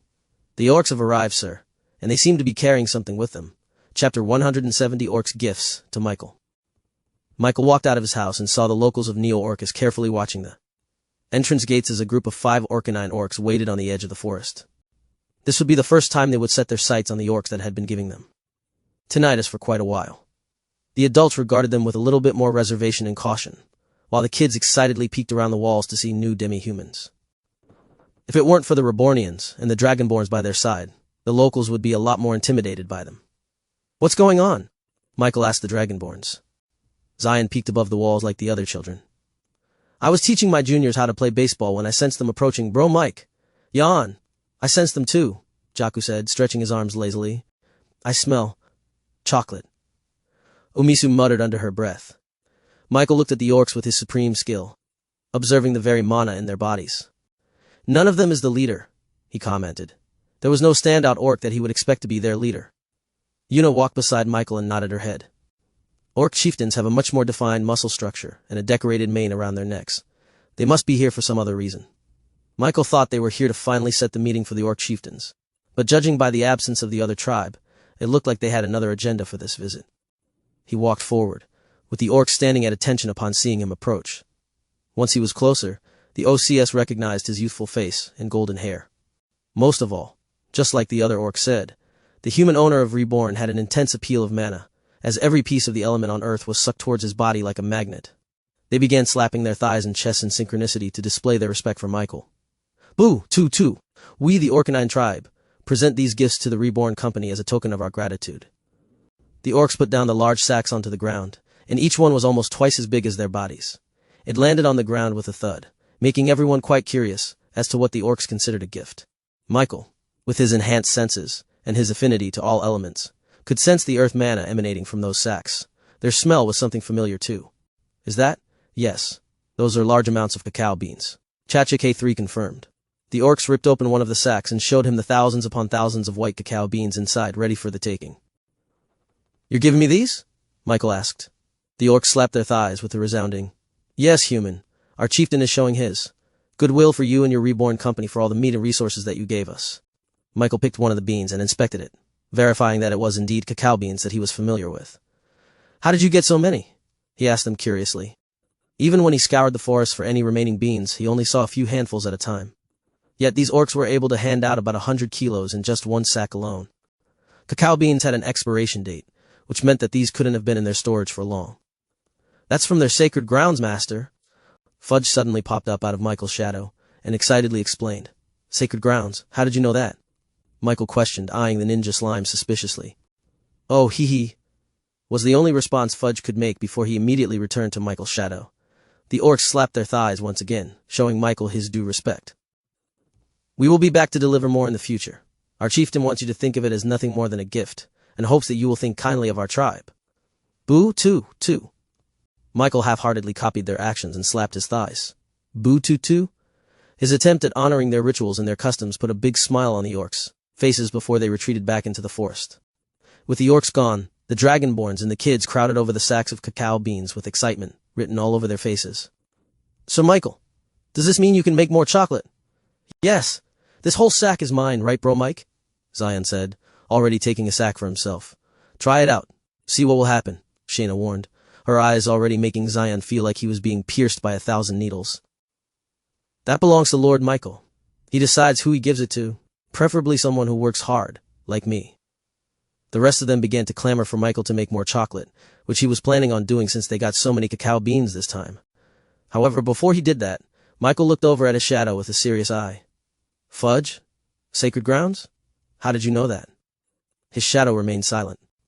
Before Michael could ask for more, he suddenly felt another presence approaching them from the other side of the forest.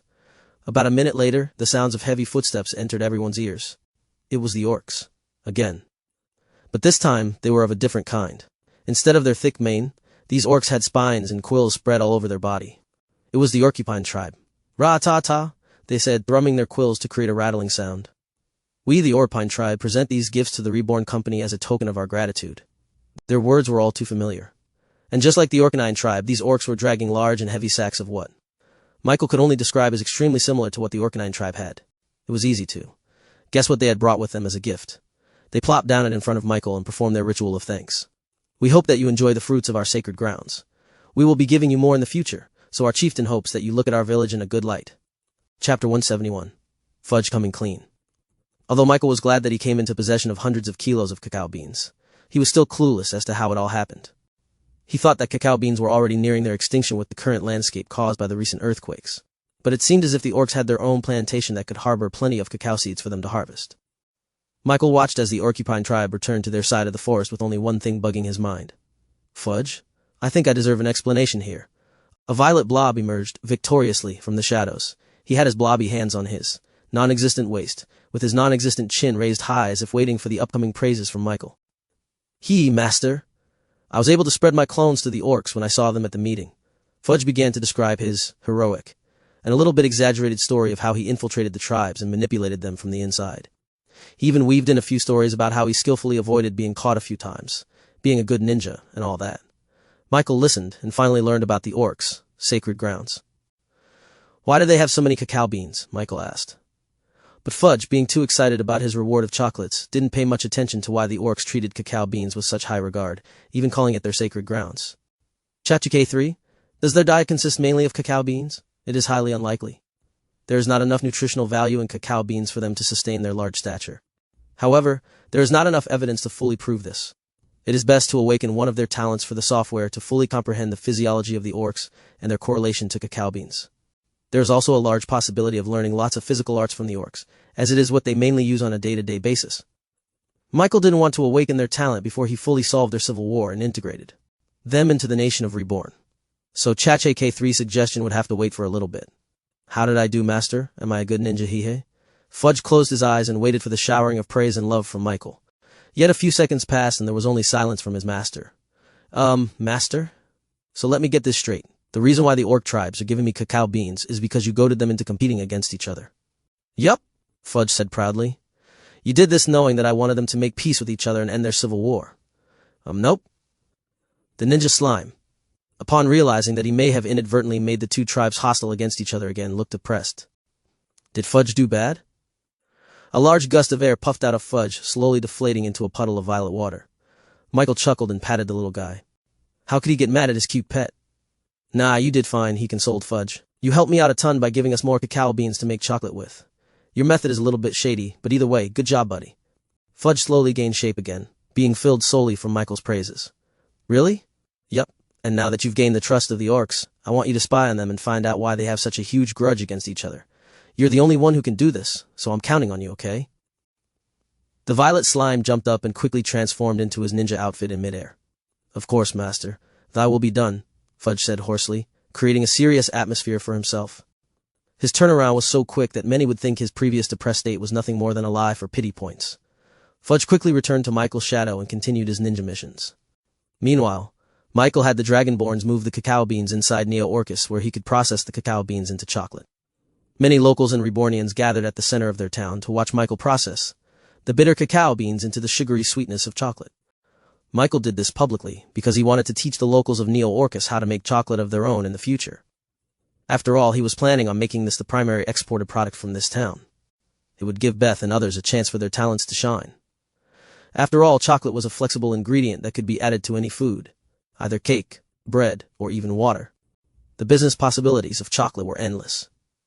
Meanwhile, on the outskirts of the forest, deeper into the Queen's region, there was a gathering of a few peddlers carrying large rucksacks on their backs. These were the very same peddlers who had run away at the sound of the orcs, ritual shouting against each other. Although they were scared to death from the potential threat of the orcs as well as the dangerous terrain ahead of them, these peddlers decided to come back and risk their lives to help the poor inhabitants of Orcus Town from starvation. As peddlers, they were the only ones who could supply Orcus Town with enough food to last for at least another month. If they didn't come back, then they would be leaving Orcus Town to die on their own. They couldn't leave that on their conscience, so they came back, and miraculously, the shouting from the orcs seemed to have stopped. Even as they traveled deeper into the forest, there was no sign of shrieking and taunting echoing in their ears. They are gone? This is our chance. We must help Orcus Town. This gave them the courage to go deeper into the forest until finally they came across a territory known as Orcus Town. Yet, as they came closer, they noticed that something was wrong. Orcus Town was too busy. Chapter 172 Cookies. Raised his hand and levitated the cacao beans from the sack, before using an ember spell to roast them right in front of everyone's eyes. The children's eyes glazed with amazement, as Michael then cracked these beans to reveal a dark nib with a similar smell to the chocolate they were all so familiar with. And with the cacao nibs gathered in one place, Michael destroyed their very chemical structure and turned them into a liquid with a smooth texture and flavor. It didn't take long before the liquid ball of pure chocolate hardened into bite-sized pieces for everyone to enjoy. Yay! Gimme! So good! Zion and the children jumped up to try and catch the chocolate raining from the sky. but Yaku simply opened his palm and let one fall right into his palms. Meanwhile, Umisu and Shayna sharply snatched pieces from the air without anyone noticing. Yuna and her demi-human escorts were given one as well, and they enjoyed it more than any other royal candy or snack famous in the Queen's region. Michael had distributed the chocolate pieces equally but left a few for himself. He had other plans for these. While everyone snacked on the pure and sweet chocolatey goodness of the processed cacao beans, Michael walked over to Beth and requested her help. "There's a recipe that I want you to try out." "Can you make it?" he asked her. Beth's talent was baking, and Michael knew that there were a lot of recipes from his old world that were only enhanced by the addition of chocolate. The best example of that was none other than chocolate chip cookies. Michael whispered the recipe he got from Chachi K3, with Beth slowly nodding her head as she began to realize the potential of such a product. "Leave it to me, Michael," she said, putting on her apron. "I will make cookies." She returned to her bakery and began preparations. Michael gave her all the necessary ingredients such as eggs, flour, and other such necessities, which meant that all she had to do was to put it all together. Even though techniques like whisking and folding were new to her, her natural talents in baking came through, and she was able to perform them quite well despite it being her first time. When she put the dough into the oven, she didn't even need a timer for her to know that it was done. As soon as the rich aroma wafted through her nose, she knew that it had finished cooking. She took the tray out of her oven, and was greeted with the mouth-watering sight of freshly baked chocolate chip cookies. She hardly believed that it was something that she made. She took one out and took a bite. It was soft and chewy on the inside, while still having a crisp outer layer, and as soon as she bit into one of the chocolate chips embedded into the bread, a rich mixture flooded her taste. Curious as to what Beth was cooking up in her bakery, Michael couldn't wait and took one for himself, and the taste immediately brought him back to his previous life, when his parents gifted him cookies on his birthday. "Michael boy, this cookie is so good, right?" Despite wanting to eat more, Beth immediately cooked up another batch of cookies, knowing that the kids and the locals of Neo-Orcus would want more once they got a taste of the cookies. And as she did, the fresh smell of cookies wafted over the whole territory, making people. "Lord Michael, we smelled something from here." Shayna knocked and opened the door to the bakery. She tried to act serious, but her eyes kept wandering over to the freshly baked cookies on the tabletop. "Shayna, you're just in time. Tell everybody that the cookies are done. Here, have one." Michael tossed her a cookie. She regarded it curiously before taking a bite, and as soon as she did, her white scales began turning pink, a sign of her getting flustered.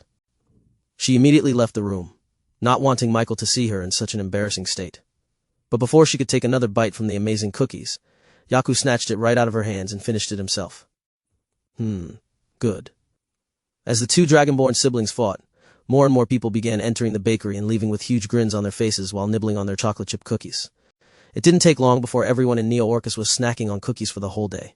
Thankfully, there were a few other baker chefs who helped Beth deal with the demand for cookies, especially from Zion and his little minions. The next day, Shayna once again knocked on Michael's door to alert him of a new presence in town. "Lord Michael, we have new visitors." Michael groggily woke up and opened his supreme skill, Unity Gathering. He thought it would be another shipment from the orcs, but as he focused on the light energy on their bodies, Michael realized that they were humans. He got off his bed and welcomed the new strangers in their midst. Meanwhile, the peddlers stopped just a few steps away from entering the walls of Neo-Orcus. Their jaws were dropped, with confusion and shock written all over their faces. "This is not Orcus town. It's supposed to be," the veteran peddler replied. Instead of seeing the run-down town with degraded walls and buildings, the peddlers were seeing something completely different. They saw new white walls surrounding the territory, in pristine condition, and an even better quality than any of them expected. Not only that, but the roads here, despite still being under construction, showed signs of being even better than stone roads in the capital cities of the Queen's region. The whole of Orcus town was lively, with people and demi-humans working side by side as they poured their blood, sweat, and tears into rebuilding the town in better condition. In their dazedness, they saw a strange dragon, like demi-human, approach them with a brown circular thing in his hands. "Yo, want a cookie?" Chapter 173, Peddlers from the Queen's region. "Excuse me, is this Orcus town?" they asked the demi-human cautiously. "Ain't Chem?" Zion pondered. "No, this place is called Neo-Orcus." "Ah, so we were wrong." "No, wait, that's right. Neo-Orcus used to be called Orcus Town before we arrived here," Zion said, nibbling on his cookie casually, not knowing he almost caused a huge misunderstanding. The peddlers whispered to themselves, shocked at the revelation. They couldn't believe it. Literally. "Are you sure? This looks completely different from what I remember," the veteran peddler said. He was part of the elder generation that still remembered the good old days of the Golden Road. This was not the Orcus town he remembered. "You guys want to see for yourself?" Zion said in a dare, inviting them in to prove them wrong. The peddlers looked at each other and slowly walked forward. They stepped foot onto the half-finished concrete road, surprised at its solidness, despite it being so flat. It looked like they had used a really big slab of stone. The streets, although still under construction, were designed with brilliant architecture, complete drains and curbs. There was even a weird pole at the end of every street that looked like it had green, orange, and red glasses on the top. "What's that?" they asked Zion. "That's a stoplight. But you won't understand that yet." They continued to walk through the streets until they saw large metal pipes getting levitated by demi-humans and being installed inside houses under construction. As they connected underground, these pipes suddenly burst out with a spray of blue clear water before the demi-humans twisted a lever and stopped the flow. "Water? I thought Orcus Town only got theirs from rain. This is weird." Just then, a human came over to the demi-human workers and gave them a box containing meat and vegetables still smoking just a few minutes after being cooked. "Here's your food," the human said, and the demi-humans thanked her in turn. One of the peddlers finally couldn't hide his curiosity any longer and confronted the woman. "Excuse me, but how does this place have food and water? Orcus Town was supposed to be under starvation and dehydration, but it looks like everyone here is well-fed and healthy." The woman nodded and sighed in relief. "We were supposed to, but thankfully, the Reborn Company saved us from that terrible fate." Reborn Company. The peddlers muttered under their breaths. Business was supposed to be their bread and butter, their specialty. Yet they couldn't remember anything about a company with these kinds of resources. An overseas company? The veteran peddler pondered. "Why does everybody think that? No, our boss is a human. My bro is the richest human in the King's region," Zion bragged. The peddler showed yet another confused expression. It had only been a few years before they came back from the King's region, and they hadn't ever heard of this company before. So, it was hard for them to believe that such a company would suddenly pop up in just a few years. Beep beep! As the peddlers tried to make sense of what they were currently witnessing in Neo-Orcus, they suddenly heard a blaring sound coming from behind them.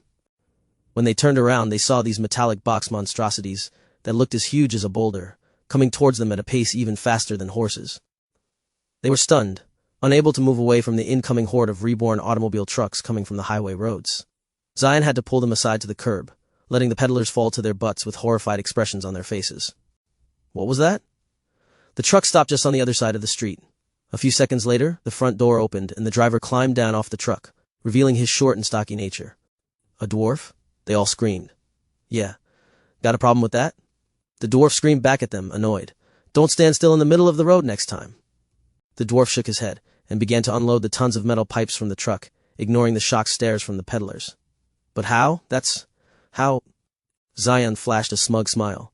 "Believe me now, haha. Everyone is always surprised when they find out Bro Mike was able to ally with the dwarves." All their questions were answered by Zion's bragging, but the peddlers simply couldn't believe the truth. Nobody in the Queen's region would believe it. Yet the fact that a dwarf was right in front of their eyes was proof enough. They stayed silent for a few seconds, digesting everything they learned just a few minutes after entering Neo-Orcus. All in all, everything came down to the Reborn Company. They never knew that a sleeping dragon was hiding in the countryside. Everyone in the Queen's region was clueless that such a company was even able to be friends with the notoriously unfriendly dwarves. "Are you guys okay?" Just then, a human boy with golden hair walked up to them and offered them his hand. "We're okay, kid, just trying to figure out how this Reborn Company was able to do all of this." "Well, just ask," the boy replied to them casually. No, the veteran peddler denied. "It will be hard to get an audience with the owner of this Reborn Company. They must be on the same level as Isaiah and his likes." Shayna smiled and approached the peddlers. "You have been given an invitation by Lord Michael. There is no other greater authority in the Reborn Company other than him." The peddlers hurriedly stood up and fixed their attire. "That would be great. Where can we meet him?" Sheena smiled and gently guided their gazes toward the young boy with the golden hair. "This is Lord Michael. He is who you're looking for." The peddlers were once again slack-jawed upon finding out that this boy was more than what meets the eye. "Come," Michael said. "We have some business to discuss. It's my understanding that you are peddlers navigating the Queen's region, am I right? Well, it just so happens that we have a few products we'd like to spread over there." Chapter 174 Chocolate Merchants. The peddlers followed Michael over to his house, with the Dragonborns and the elderly locals of Neo-Orcus following closely behind. And the whole time, the peddlers couldn't help but stare at the small stature of Michael, their minds still undecided if what they were seeing was an illusion or not. Once they were inside, Michael invited them to lay down their rucksacks and sit on his couch. "Forgive my rudeness, but are you really the owner of the Reborn Company? How old are you? Did you perchance find a rejuvenating potion that turned you back into a child? Because I simply cannot understand." The veteran peddler let out all of his questions at once. He had been holding on to his curiosity for far too long. Michael chuckled. "Please, I'm only turning 12 years old." But yes, I am the owner of the Reborn company. The peddlers would have questioned the authenticity of his words, but the mere fact that 5 dragon-like demi-humans were standing at his side was much better than any authenticity paper that he could present to them. Earning the respect and loyalty of the draconic race was not something a normal human could do, even if they had the money. Let's get to business, shall we? Michael signaled over for Shayna to bring over the batch of cookies and chocolate they had prepared earlier that day. Upon receiving the basket, the peddlers, business-minded eye immediately noticed the unique and eye-catching packaging of these products. Just the visual presentation of it alone was enough to entice any would-be customers who looked at the product. The violet and gold paper-like wrapping also showed a sense of both luxury and necessity. It looked like the kind of product that was expensive, but was worth the price. This is what you're selling? The veteran peddler asked Michael. His eyes no longer showed any confusion. This little demonstration of the Reborn products already told the veteran peddler that he was dealing with someone extremely skilled and knowledgeable in the area of business. After all, his nose was itching. His body was telling him that he might be holding on to a piece of product that could bring him tons of probably knew that, and that was why he asked to meet with the peddlers. This is just a mock-up of our eventual chocolate line of products, so the design is not finished yet.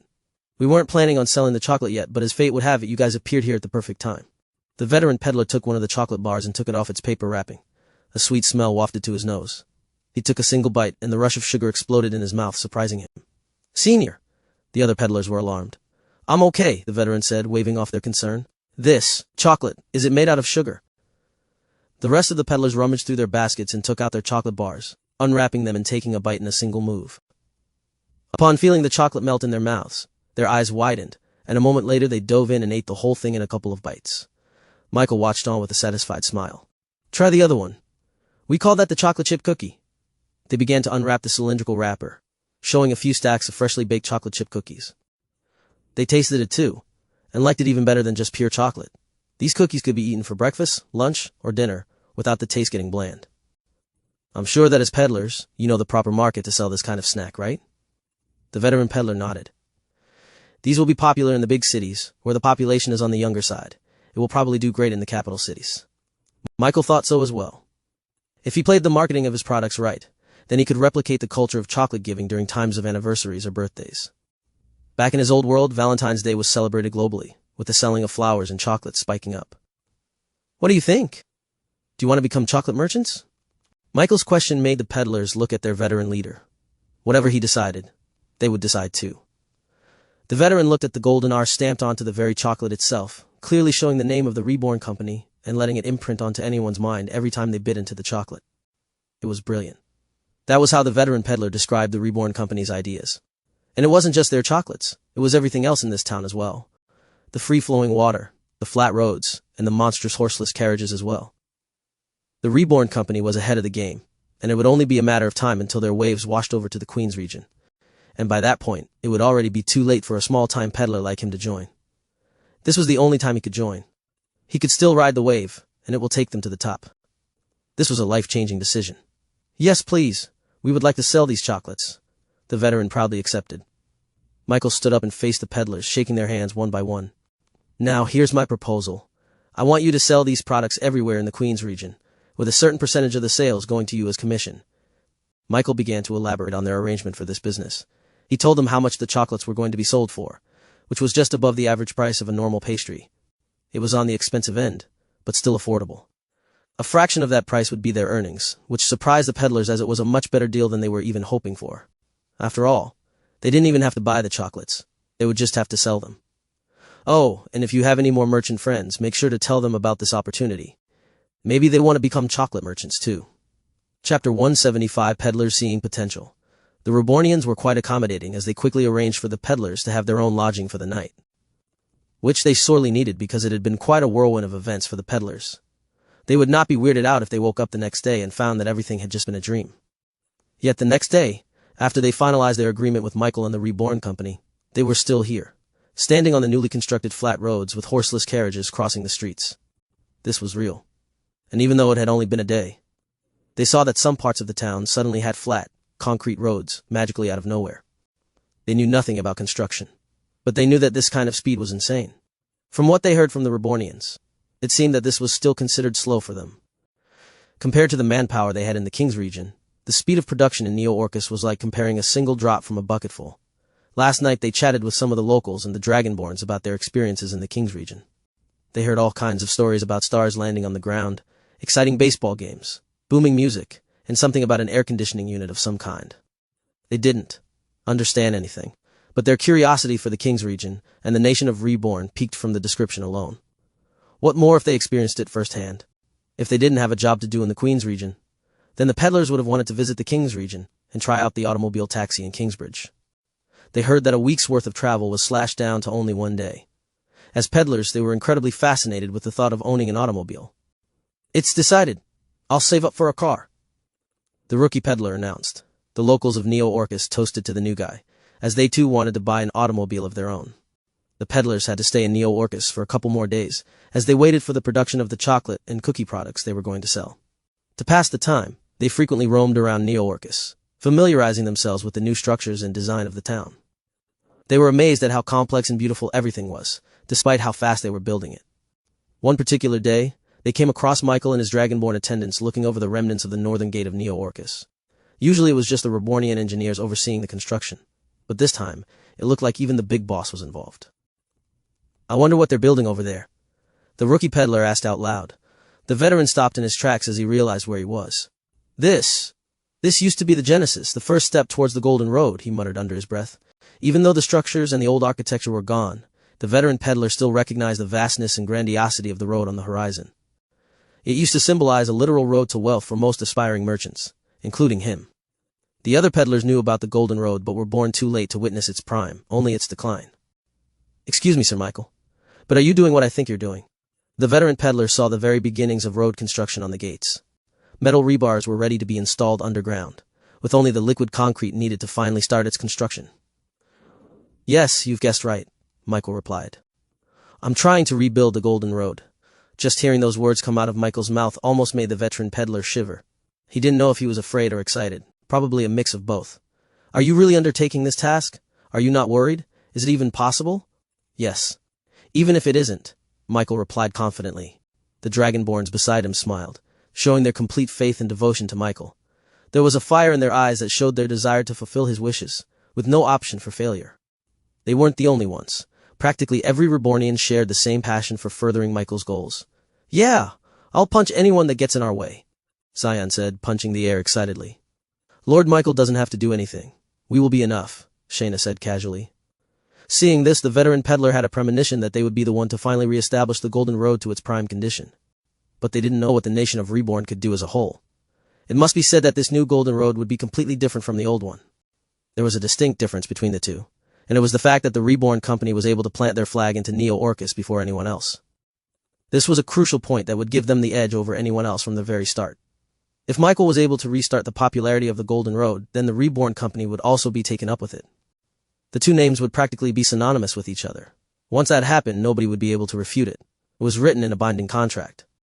The Reborn company secured its spot in one of the most crucial points in the Queen's region without anyone even knowing about it. Even if others knew it beforehand, they would disregard it as nothing important. In their eyes, Orcus Town had already degraded past its usefulness. They would think that only a fool would sink so much time and money into making Orcus Town functional as a society. Michael had the help of the dwarves. He had Dragonborns whose power was comparable to the top adventurers in the Queen's region, and most of all, he had amazing products that could sweep the entire continent in one fell swoop. If there was anyone who could do this nigh impossible task, then it was none other than Michael and his Reborn company. Chapter 176, Angora City. A few days later, the peddlers finally took off from Neo-Orcus and began their journey to the Queen's region. Their rucksacks had been emptied out and replaced with Reborn products such as soap, shampoo, and most of all, chocolates and cookies. Their targeted destination would be the capital city of Angora, with a population of about 100,000 humans and demi-humans alike. The cookies would only last for 2 to 3 weeks, which was good since their trip would last about a week at the most. It would have taken only a few days if they were traveling through the old Golden Road, but because there was still a large crack in the middle of the path, they had to go through the long way, trekking mountains and all that stuff. As experienced travelers, they were already used to these long trips, so the days went by in a flash. In the blink of an eye, they stood on top of a cliff overlooking the capital city Angora just on the horizon. They saw horse carriages coming in and out of the city even from a distance, which only showed how bustling the market was over there. It remained as busy as they remembered. The magic tower in the distance still towered over everything, with almost invisible magic particles emanating off of the very structure itself and protecting the city from unwanted weather effects. The castle on the side was as grand as ever, with a moat surrounding the housing for the lord of the city, Beside it was a large academic court, meant for the training of squires and knights from the Order of the Heavenly Knights. Their very presence in the city gave a sense of peace and security to the citizens. Those three institutions were vital for a territory to be called a capital city. It enticed people to settle down and be part of their community, with families moving there to have a chance at enrolling at the Order or the Guild of Arcana. The peddlers entered the city and began to unload their products in their designated stalls in the market. They were surrounded by more established businesses with their permanent stores in the best locations in the city, so they were met with a lot of competition. Most customers already knew what they wanted to buy, so they just walked along and ignored the new and unknown chocolate products from the peddlers. It took them a few hours before someone finally took notice of the strange purple and gold wrappers stacked in their stalls. "Ooh, Mommy, what's that?" A child wearing leather armor tugged on his mother's skirt. The mother looked back at her son and tried to hurry him forward, but as she looked at the products stacked on the table, she was intrigued by their unique design and enticing wrappers. It looked luxurious compared to the other products in the market which only used a simple leaf or paper as a wrapper. "Excuse me, what is this?" the mother asked the veteran peddler. "Madame, you have made the right choice in asking. This is none other than the newest exotic product we found as we traveled the whole region. It is called chocolate, which is famed to be even sweeter than sugar itself. We will give you a little sampler to taste for free. Do you want to try it out, madame?" The son looked up at his mother, performing his best pity eyes. "Please, Mom. I want it to be my good luck charm for when I pass the test to become a trainee for the Order. Please, Mom." The peddler took out 2 pieces of chocolates and 2 pieces of cookies and gave it out to them. Even though it was no longer freshly baked, the rich and warm scent coming off of the chocolates was enough to make the mother and son take a bite out of each. And as soon the chocolate melted in their mouths, they were sold. Even the mother couldn't believe how much she liked cookies. It was even better than the bread being sold by the largest bakery in the city. The mother bought a lot of chocolates for her son, and cookies for herself. The best part about it was that the wrapping and presentation of the products were so good that it would be a good gift idea for anyone. There were a couple more people who bought chocolate throughout the day, but as expected, not a lot of people bought their products on the first day. However, those who bought one yesterday ended up buying more the next day, which slowly built up their customer base each day. It was slow at first, but as the days rolled on, more and more people found out about its unique sweet flavor that couldn't be found anywhere else. Coincidentally, the boy who had bought chocolates on the first day ended up getting accepted into the Order of the Heavenly Knights as a trainee. His mother eventually ended up buying lots of chocolate for her son as a congratulatory gift, which caught the attention of the other parents in her circle of friends. One such parent approached the mother of the boy and congratulated them for this achievement. "Hey, my compliments to your son for passing the physical exam. Any tips or secrets I should know about for my son to pass his exam?" "I'm sure your son will pass it too. They both trained at the same time, right?" the mother assured them. But the curious parent was unconvinced. There was something that changed with that boy when he went to take his entrance exam. "Any advice will help," the parent pleaded. Maybe there is one thing that can help your kid." "What is it?" "There's this thing that my son bought during the day of his exam. When he ate it, he seemed to be a lot more active, a lot more energetic than usual." "Ho? What is it? Maybe I'll buy one for my son too." Chapter 177, Trainees from the Order. There was something strange going on with the current selection of trainees from the Order of the Heavenly Knights. Usually these kids would be exhausted beyond belief at the end of their training sessions, with some ending up being carried back to their dorms from the intense muscle spasms they incurred throughout the day. However, some of the instructors realized that these days, the new trainees have been quite energetic, even after making them run laps around the grounds 2 times the normal amount. They even looked more excited, as the 8th candle had been extinguished, signaling their time for rest. Usually, the instructors wouldn't care about the dealings of the children after training, but they realized that those who had been showing strange behaviors were the ones who were performing quite well in the physical tests. For example, some of the students who were stuck at the 1-star physical arts score were showing signs of having a breakthrough, even though they showed no talent for this a couple of days ago. This coincided perfectly when the students suddenly exhibited this strange behavior at the end of the day. Finally, the instructors had enough. They decided to follow the children and see what they were up to.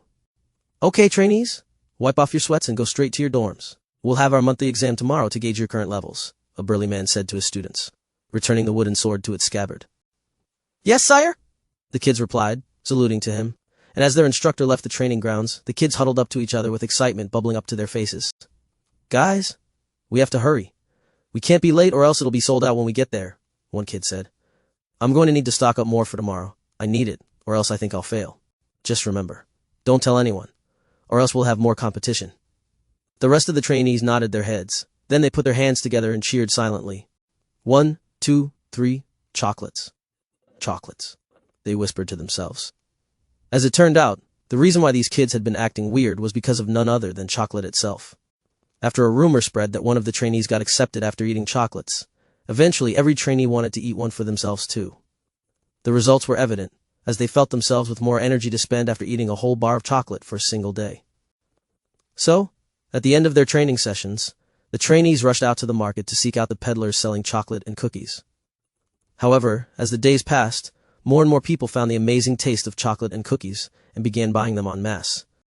It was unfortunate for the kids as their training only ended by sunset, so by the time they visited the market, the chocolate stocks were almost emptied out. Soon as they reached the peddler's stalls, they were delighted to see that there were still some stacks of chocolate on display. "Excuse me, sir. We would like to buy a chocolate bar for each of us," the trainee shouted. The veteran peddler recognized the kids and immediately packed a stack for them. "Will you be buying 8 chocolate bars this time?" the peddler asked. The trainees shook their heads. "Only 7, mister. There's only 7 of us." "Then who is he?" The veteran peddler then pointed to the large burly man behind the kids. "So this is what you've been buying?" That strict voice made the trainees jump in fear. They turned around and were horrified to see their instructor looking down at them with his arms crossed on his chest. He was mad. That was the look he gave them whenever he would make them do 10 more laps. They eventually had to tell him everything and explain why they sneaked out of their dorms to visit the market. "Chocolates, huh?" The instructor felt intrigued at the effects of chocolate on the trainees. If the kids were to be believed, then chocolates almost had the same effects as cultivation pills and elixirs for a fraction of the price. "Are we in trouble, sire?" The instructor eyed the trainees. "Yes, you are. You shouldn't have kept this to yourselves. It could have helped the other trainees become stronger as well. Next time, buy more for the rest of the class." Instead of getting lectured for sneaking out of the dorms, the instructor actually encouraged them to go out and buy more chocolates for other trainees, so that they could enjoy the benefits as well. So, for the next few days, everyone visiting the market would see trainees, squires, and even some knights lining up in a queue. It was a curious sight, with other people finally taking notice of the chocolate bars and cookies that the traveling peddlers sold on the market. After all, if people from the Order of the Heavenly Knights were interested in these products, then it must be something good. And sure enough, once they tasted the sweetness of the Reborn chocolate products, they were hooked just like the trainees. It took a couple of days, but the sales finally picked up for the chocolate merchants, with most of their stock getting emptied out by midday. Of course, this kind of sensation was quickly spread throughout Angora City. It even reached the lord of the city's ears, who had his attendants secretly buy chocolate for him and his family to try out. Because of this, the newspaper companies finally took notice. They sent out a rookie journalist to find out more about these chocolate and cookie products that everybody had been raving about. But they didn't send out a veteran. They didn't think it could become front-page news. At most, it would be a good anecdote in their newspaper. But in truth, who knew what would happen if they dug a little deeper and found out more about the Reborn Company? Chapter 178. The Journalist. The rookie journalist's first mission was to interview the peddlers who introduced the exotic chocolate products to the city. He left his house early and went to the market. The funny thing was that he didn't even have to know where the peddlers were located. All he had to do was follow the large queue in the street, and they would lead him to the chocolate merchants located in a very obscure part of the market. Usually, this place wasn't visited much by customers. But as the chocolate products got more popular, this part of the market ended up becoming more crowded than the main street. "Excuse me, sir. My name is Jimmy from Queen's News. Do you have a bit of time for an interview?" the rookie journalist asked, as he approached the peddlers manning the busy stalls. "Sure. I'll gladly answer any questions you have about Reborn chocolates," the veteran peddler answered happily, even though he was busy counting coins for the customers' change. Jimmy looked over at his notes and began with the very first question he prepared. "Where did you get these chocolates from?"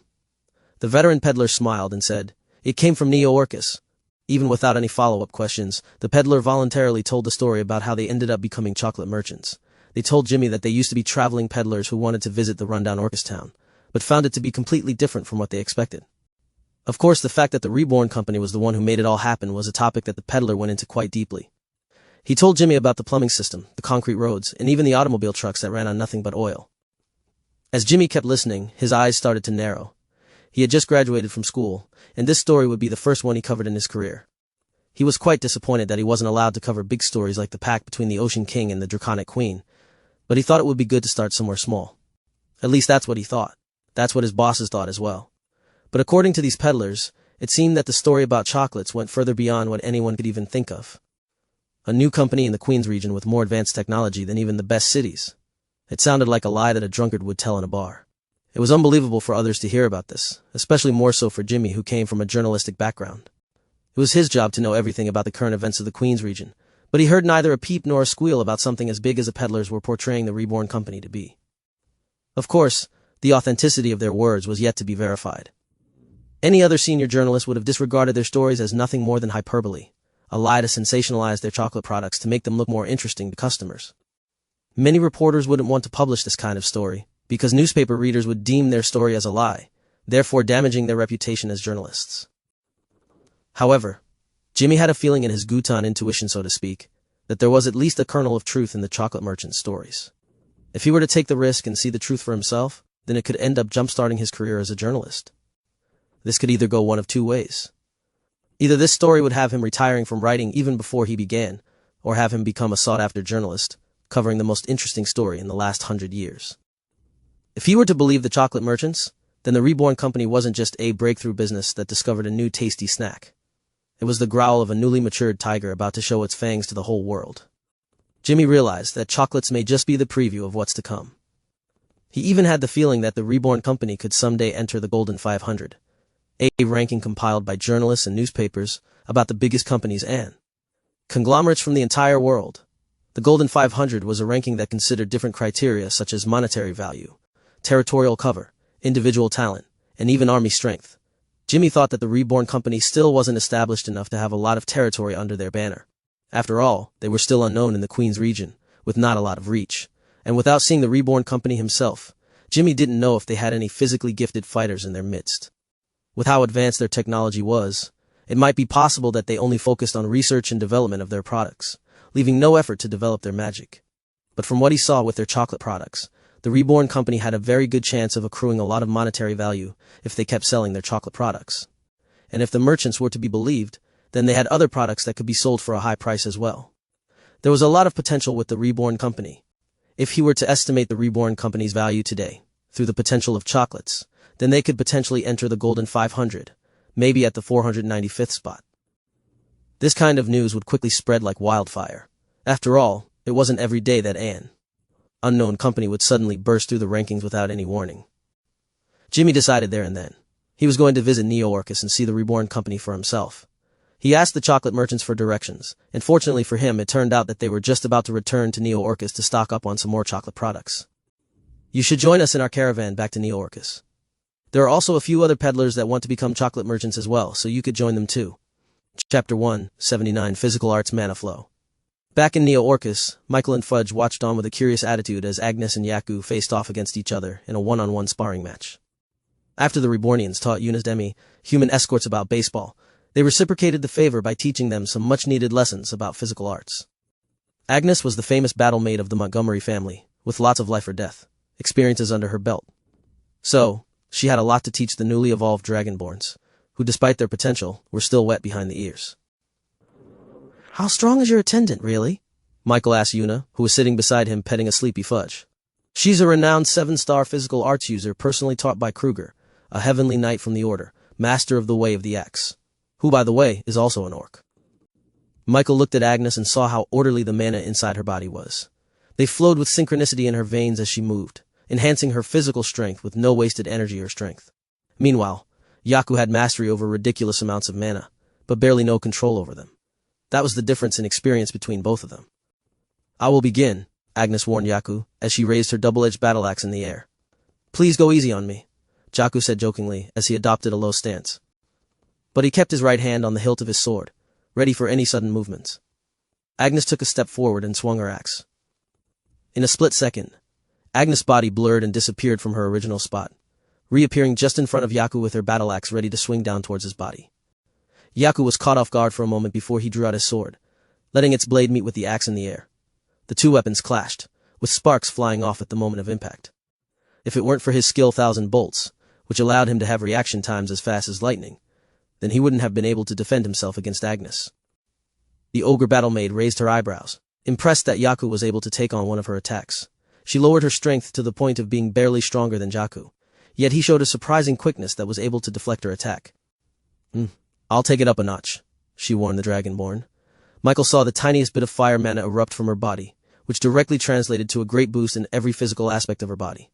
She retracted her axe and swung it wide, intending to separate Yaku's lower half from his upper half. Yaku tried to parry the axe, but found it to be too heavy to slow down. Her sword continued to swing unimpeded towards his waist, forcing him to take a step back.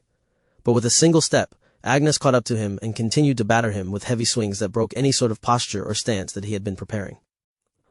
Unable to defend, much less attack, Yaku was forced to run away. Well, at least try to. Meanwhile, Michael leaned towards the fight as he observed the mana flow in Agnes' body. Chat JK3, adding newfound analyzing magic flow, adding newfound knowledge to the memory bank, he found a lot of differences between physical art spells and the mystical art spells that he had been so familiar with. The most glaring difference would be their mana cores. For example, his mana core and the mana cores of someone like Cerberus Augandor were positioned near the abdomen. This was what mages called the Dantian, and because it was a source of mana for casting mystical arts, the mana cores were freely floating in their own spaces, completely avoiding any other organ of the body. This was because mana cores were filled with mana and were therefore overflowing with energy. Having it close to vital organs was tantamount to exposing it to an open campfire. In other words, they would burn. And quickly too. Mana cores can be thought of as the cartridge of a gun, with mana being the actual bullets. Mystical arts users cast spells with the magic theory, which would act like an actual gun. This gun would be accessing the cartridge and taking a bullet so that they could fire it out of the body. Now, as long as the mage points the gun away from their body, then they wouldn't be affected by the explosive power of the bullet in any way. But for physical arts users, that was exactly the opposite of what they were doing. They were essentially pointing the gun toward their body and firing the bullet at themselves. But somehow, physical arts users were able to wire themselves in such a way that they would get empowered by that bullet, instead of getting destroyed by it. The way they did it was by spreading out their mana throughout their body evenly, as opposed to the mages who concentrated their mana as dense as possible to make the energy burst out and create a bigger spell. By spreading out the mana, their body would be able to endure its volatile energy and transform it into overwhelming physical power. And because of this, internal body changed drastically over time. Her veins were connected to her very mana cores, allowing mana to be distributed evenly in the same way that blood spread throughout her body. It was truly a different experience seeing something firsthand from a veteran. Assimilating flow of physical arts mana. Completed. Michael felt the mana cores inside his body rumble, with elemental mana particles reaching out into his very body and trying to connect to his veins the same way that Agnes assimilated her mana cores to hers. As he did, he slowly felt the pure, volatile energy of the elemental mana course through his entire body. If any other person tried to forcefully do this without the proper training and exercise required, then they would find their blood turning into steam, as the pure energy of the elemental mana heats their body like a furnace. But Michael was different from everybody.